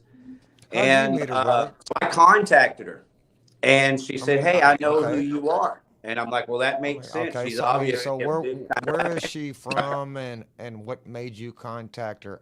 What that's what I'm saying. How did you become with her? I honestly can't remember, like, you know what. Number one is I'm a very friendly person, and I reach out to people. That's how I got to know Darrell Abbott. I wasn't introduced to Darrell Abbott I know as we're a a young lot of musical teenager. people, and there's Went to go think knock a on his certain way door what and we say would hi. say. So I probably told her something like that. You know, I hate to bug you, but if I wouldn't have knocked on Daryl's door, I would have never got to know him, and I just wanted to. And she said, Did "I you know meet who her you online, are." or did you like meet her personally? No, she's in Austin. I have not met her personally. Now, she grew up here. Okay, Her right on, family's brother. out in the That's Keller. okay. That all right.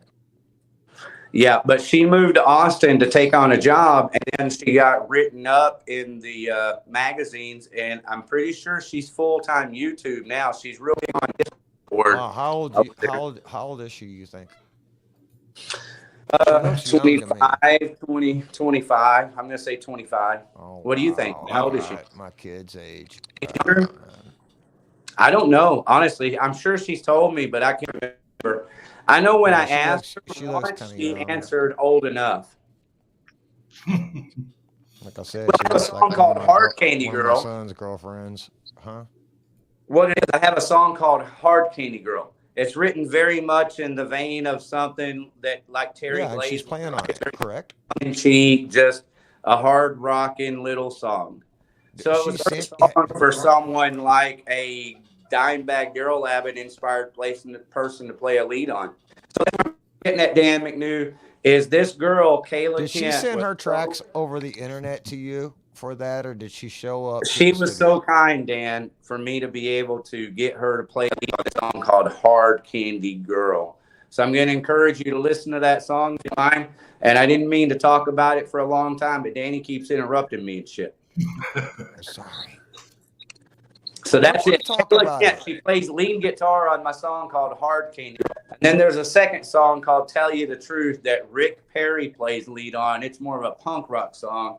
And it's a killer dude. And they're on this video. So I hope y'all will listen to them because that's what I'm doing here. Is there anything that you guys would like to promote before we end up this interview? I really don't have anything. I I you know, we really pretty just much enjoyed the promoted conversation, your really, myself. what's that, Danny? I said I just really enjoyed the conversation, the whole thing myself. I mean, I got something I'd like to tell you there, Rick. Thank you, Charlie Joe. I'm working on a documentary right now, a 4-part documentary about local music here in DFW. I've got the first 2 parts filmed. We're looking for a narrator right now to kind of go through and talk, get a little words to it. But hopefully next month I'll be working on the 3rd part. Well, Charlie, if all you're looking for is a narrator, I can help you out with little narration. man, right on. Video editing or anything like that. That might be something we need to chat about. Talking is second nature to me.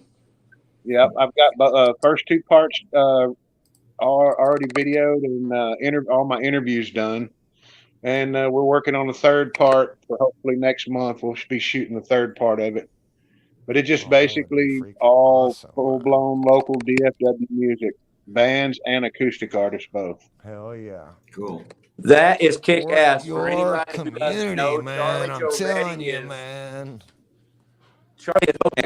Are you familiar with That's what I Boatneck love Studio? about DFW. We support each other here, man. Yes. Danny, are you familiar with Boatneck and Charlie? Yes, I am. I have looked you up. About I know it. the studio. Yeah. He ran sound out at Maverick for a couple of years, so he was holding it down there in Arlington. Right on, dude. But he just I've been recently a musician for a long time, and I went into work, so he's engineering on your side of the because hood I've now, always Danny. had the equipment. He's on your side of the hood now, Danny. Yeah. I know it. Yeah, I do recording and stuff like that and everything too, man. And Very cool. I've Yeah, I been got a new down band for called a I few Hate months, that we're but I'm finishing up fixing the to be EP for right back now. up. Yeah, man. There's Hey, nothing like Charlie, it, isn't it? What a who are great you feeling, recording isn't right it? now? A band called Hate? I Hate, I-H-8, I Hate. I Hate. I Hate? I Hate, yeah, it's I, capital H, 8. Oh, I Hate. That's creative, man. What do they sound like? Kind of Cornish. Ah, Right wow. on. I like corn. Maybe a little bit more heavier, but they got the good corn I type like riffs and heavy. stuff on the guitar. Charlie, where is your studio? Where's your recording Fucking studio? crunchy, like. I'm on the west side of Fort Worth, about 2 blocks from the rail club. Oh, 2 blocks from the rail? So you're over 377, is that what that is? Yep. Right on the corner of Calmont and 377. Yep. Okay. Okay. Kick Why ass. is that such a famous little area for musicians to hang out around over there in that areas? You know what I'm saying? Yeah. Is it because It's cheap. You know, it's sound real ordinance? estate. Is that what That's it the is? first answer. I You know like what I it mean? because it's close to the highway. A club, a metal club close to the highway is a bonus industrial for me. district. But yeah, Ricky, That's outlawed.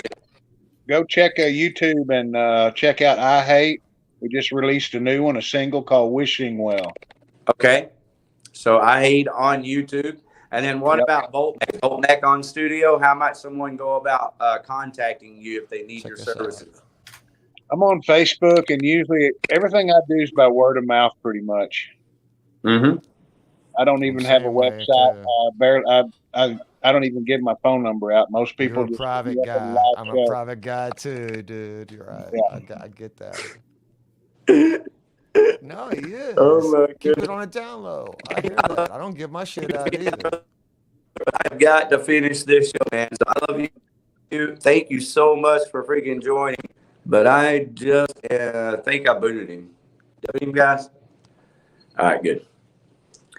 Good All to right, chat so with you, Dan. I love you to pieces, man. But I'm really trying to end up the show.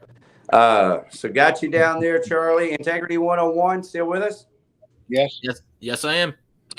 Hey, man. Thank you for joining us. I really appreciate your time. Thank you very much for having me on. If you come up with any Pantera news, you scout out, you sure and bring it right over here to Outlaw Video TV very quickly. Oh, I will. Let me ask you guys what's important to me. I'm assuming that's Danny hopping back on. Danny, I'm sorry. I got to say, we're wrapping up the show. We've been on almost 2 hours. Or right 2 hours. Yeah, we're right at 2 hours, which was my goal. And Dan McNew, I could talk to you for hours, you know, and I would like to. I'd like to have you back on often, really. I don't know what to say, but just to tell you exactly what I'm thinking. Number one is thank you, all three of you, for being here tonight. But I think we've potentially set a precedence. The first time I saw this StreamYard technology, I knew right away, hey, that's going to be very beneficial to take advantage of it. I've DJ'd all my life. This is a kind of second nature for me. And it fits my desire to share music that I love. And then also at the end of the day, wow, I finally finished actually being able to record a couple of songs and have a need to do all of this. So I'd like to invite you officially to be back next Wednesday. I don't ever have any expectations when I ask people things, but I'm definitely going to do this every week. And I think that not only could I use the help, but if you see that it can help you, and the bigger music scene here in Dallas, I'd sure appreciate it. All right. I'll definitely keep it in mind. Thank you, Dan McNew. And so same thing back at you, Dan. Are you going to have me back? When are you going to have me on your show? Oh, me? I don't really when is your next live stream, and when are you having me on? Well, I can plan something out, but I don't have a regular, consistent show. It just, whenever. Something tells me you're going to be thinking about it, though. Well, it's, I'm kind of going that way. I want to get my own show, but I've been wanting to do it for the last 2 years. I've been a guest host on other shows, but just never really got mine going. One of the things I do want to do, though, I can't wait until they come out with the Pantera U.S. tour dates. So I know when they're going to come to Dallas. And at that point, I'm going to contact Rita. I almost contacted Rita the other night, but I'm going to wait until the concert dates come in. And I'm going to try to hook something up with her where I can actually interview, Pantera, while they're in town doing the Dallas show. Oh, so that's what I'm hoping for. So that'd be pretty cool. That'd be very cool. Don't forget. I'm pretty sure that I sent Rex a message, link to the to guest. I'm pretty sure I sent it to him. Yeah, I sent it to a few people. Yeah, the one thing too, I knew Diamond Vinny way better than Rex or Phil. In fact, I've only met Phil a couple of times, and Rex, I've met Rex at some parties before, but I never really got to hang out with him like I did Diamond Vinny. So to me, I really don't know those guys, And I met Zach once. I've never met Charlie.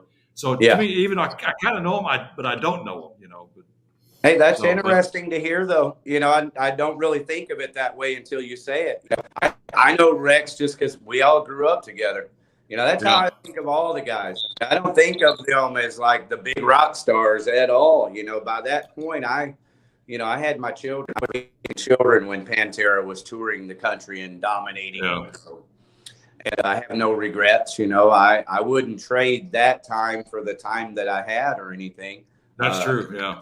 Oh, come on, man. You watch any of the old Pantera videos, prior to Cowboys from Hell or up to Cowboys from Hell, you know, and I'm usually in them, and I'm usually right in front of because that's where I was. I was right in front of Dime, always thrashing, banging head at the time of my life. I knew where I was. Did you hang around Stuart Taylor back in those days? Who? Stuart Taylor? Oh yeah, of course I know Stuart. How do you not know Stuart? No, I was wondering, back in those days, did you hang out with him? I don't know what you mean by hang out. Like we all knew each other, and we all Okay. our lives intertwined in different ways and things. Okay. Him and my brother Jerry, you know, Stuart Taylor, roommates, and you know, things like that. Oh, okay. So you know, I've always known Stuart Taylor. Yeah. Well, I knew Stuart made it into the Pantera home videos from that big old boil on his ass. You know, the dime was popping and was getting off on it. Yeah. There you go. Hey, Dan, you got to go with the show, man. Yeah. Start your own show. We'll watch it. People So want to hear it.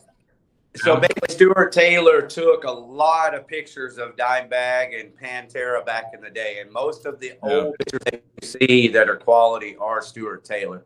There's some other people for sure. Shantera, she has some excellent pictures, but Stuart is the main person that took most of the pictures, and you know that's how I always knew Stuart as, Dan. Mostly was he was the guy with the camera taking a bunch of pictures all the time, and then I had a magazine. You know, I did multiple magazines, and Stuart Taylor contributed photos to most of my magazines, things like that. So I've had a working relationship with Stuart Taylor and friendship, and you know, love, hate, I guess, just like everyone else.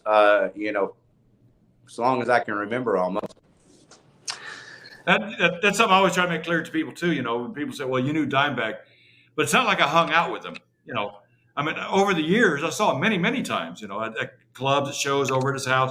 But it's not like, you know, I'd call him up every day. You know, we were friends. If you're asking me, Dan, the answer to that would be that no. I'm very fortunate that me and Dime were close personal friends.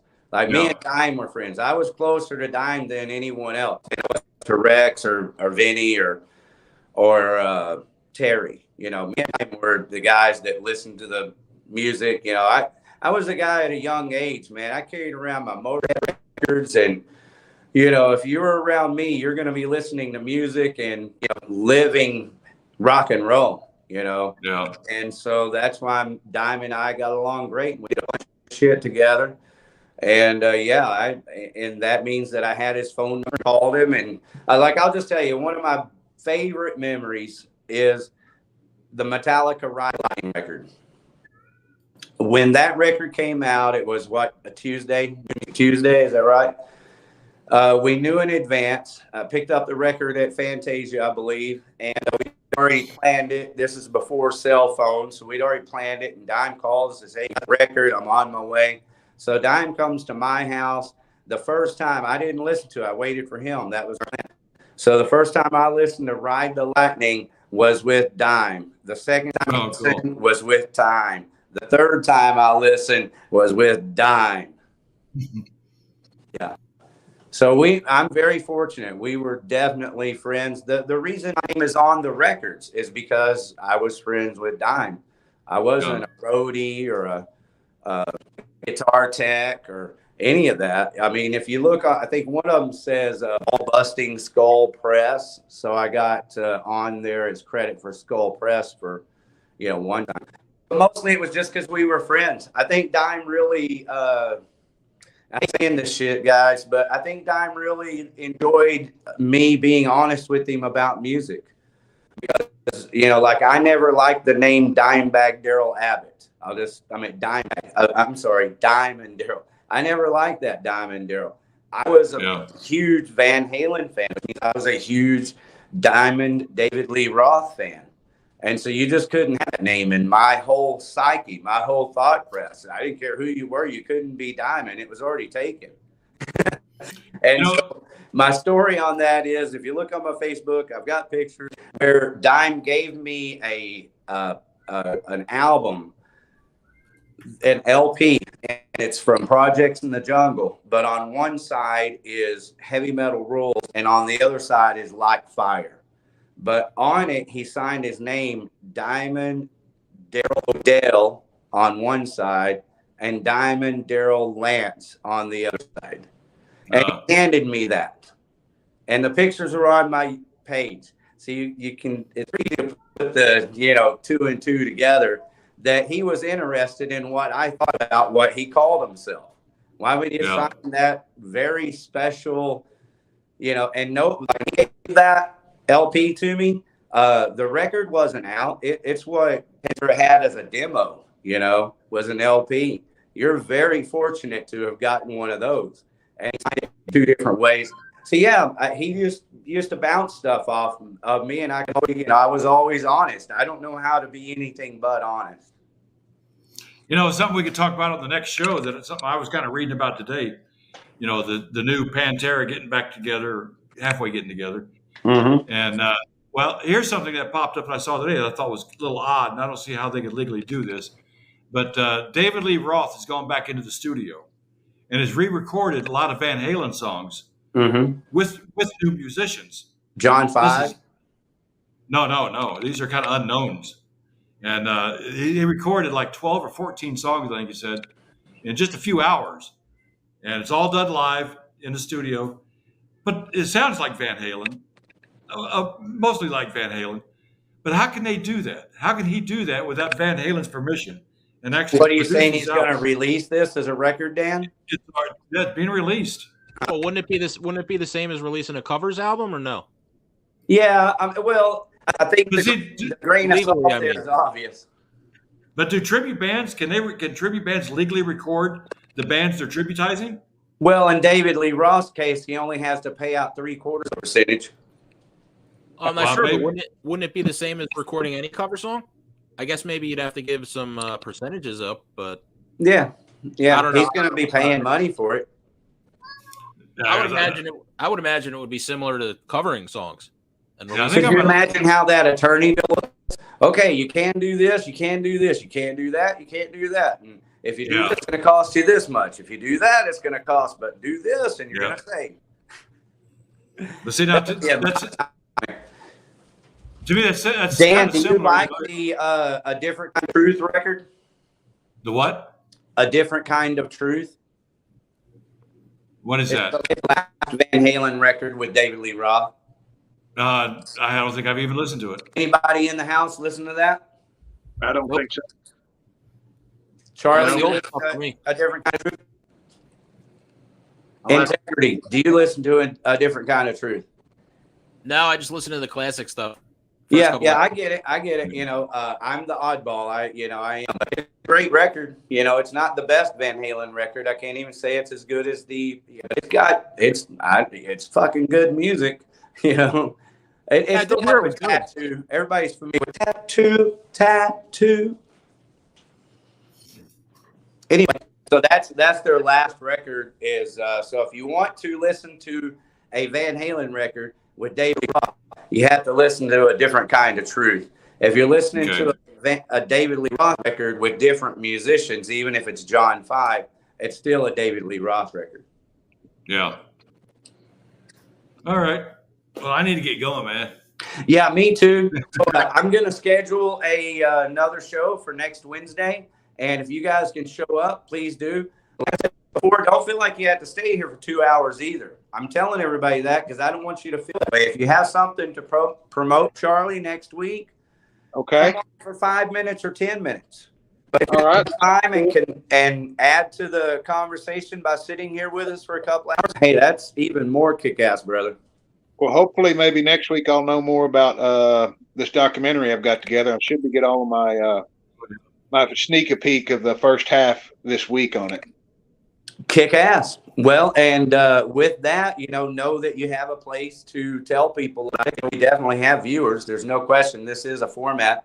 And then also that in the future, as soon as I can, I will pay the monthly fee. It's like $20 or something. But, I'll get that through my AdSense, surely. And so I eventually, it's not going to happen next week, but within a couple or a few weeks, I'll be able to pull up your video, Charlie, and play your video on the show and pull up pictures and the flyers of the shows we're talking about and shit like that. So it'll get fun from here if you guys will be patient and kind of stick with me. All right. All Sounds right. good. I appreciate All right, it. well, with that, I want to give a hell yes to Dan McNew. Thank you for your time joining us as our special guest tonight. We would not have a program without you.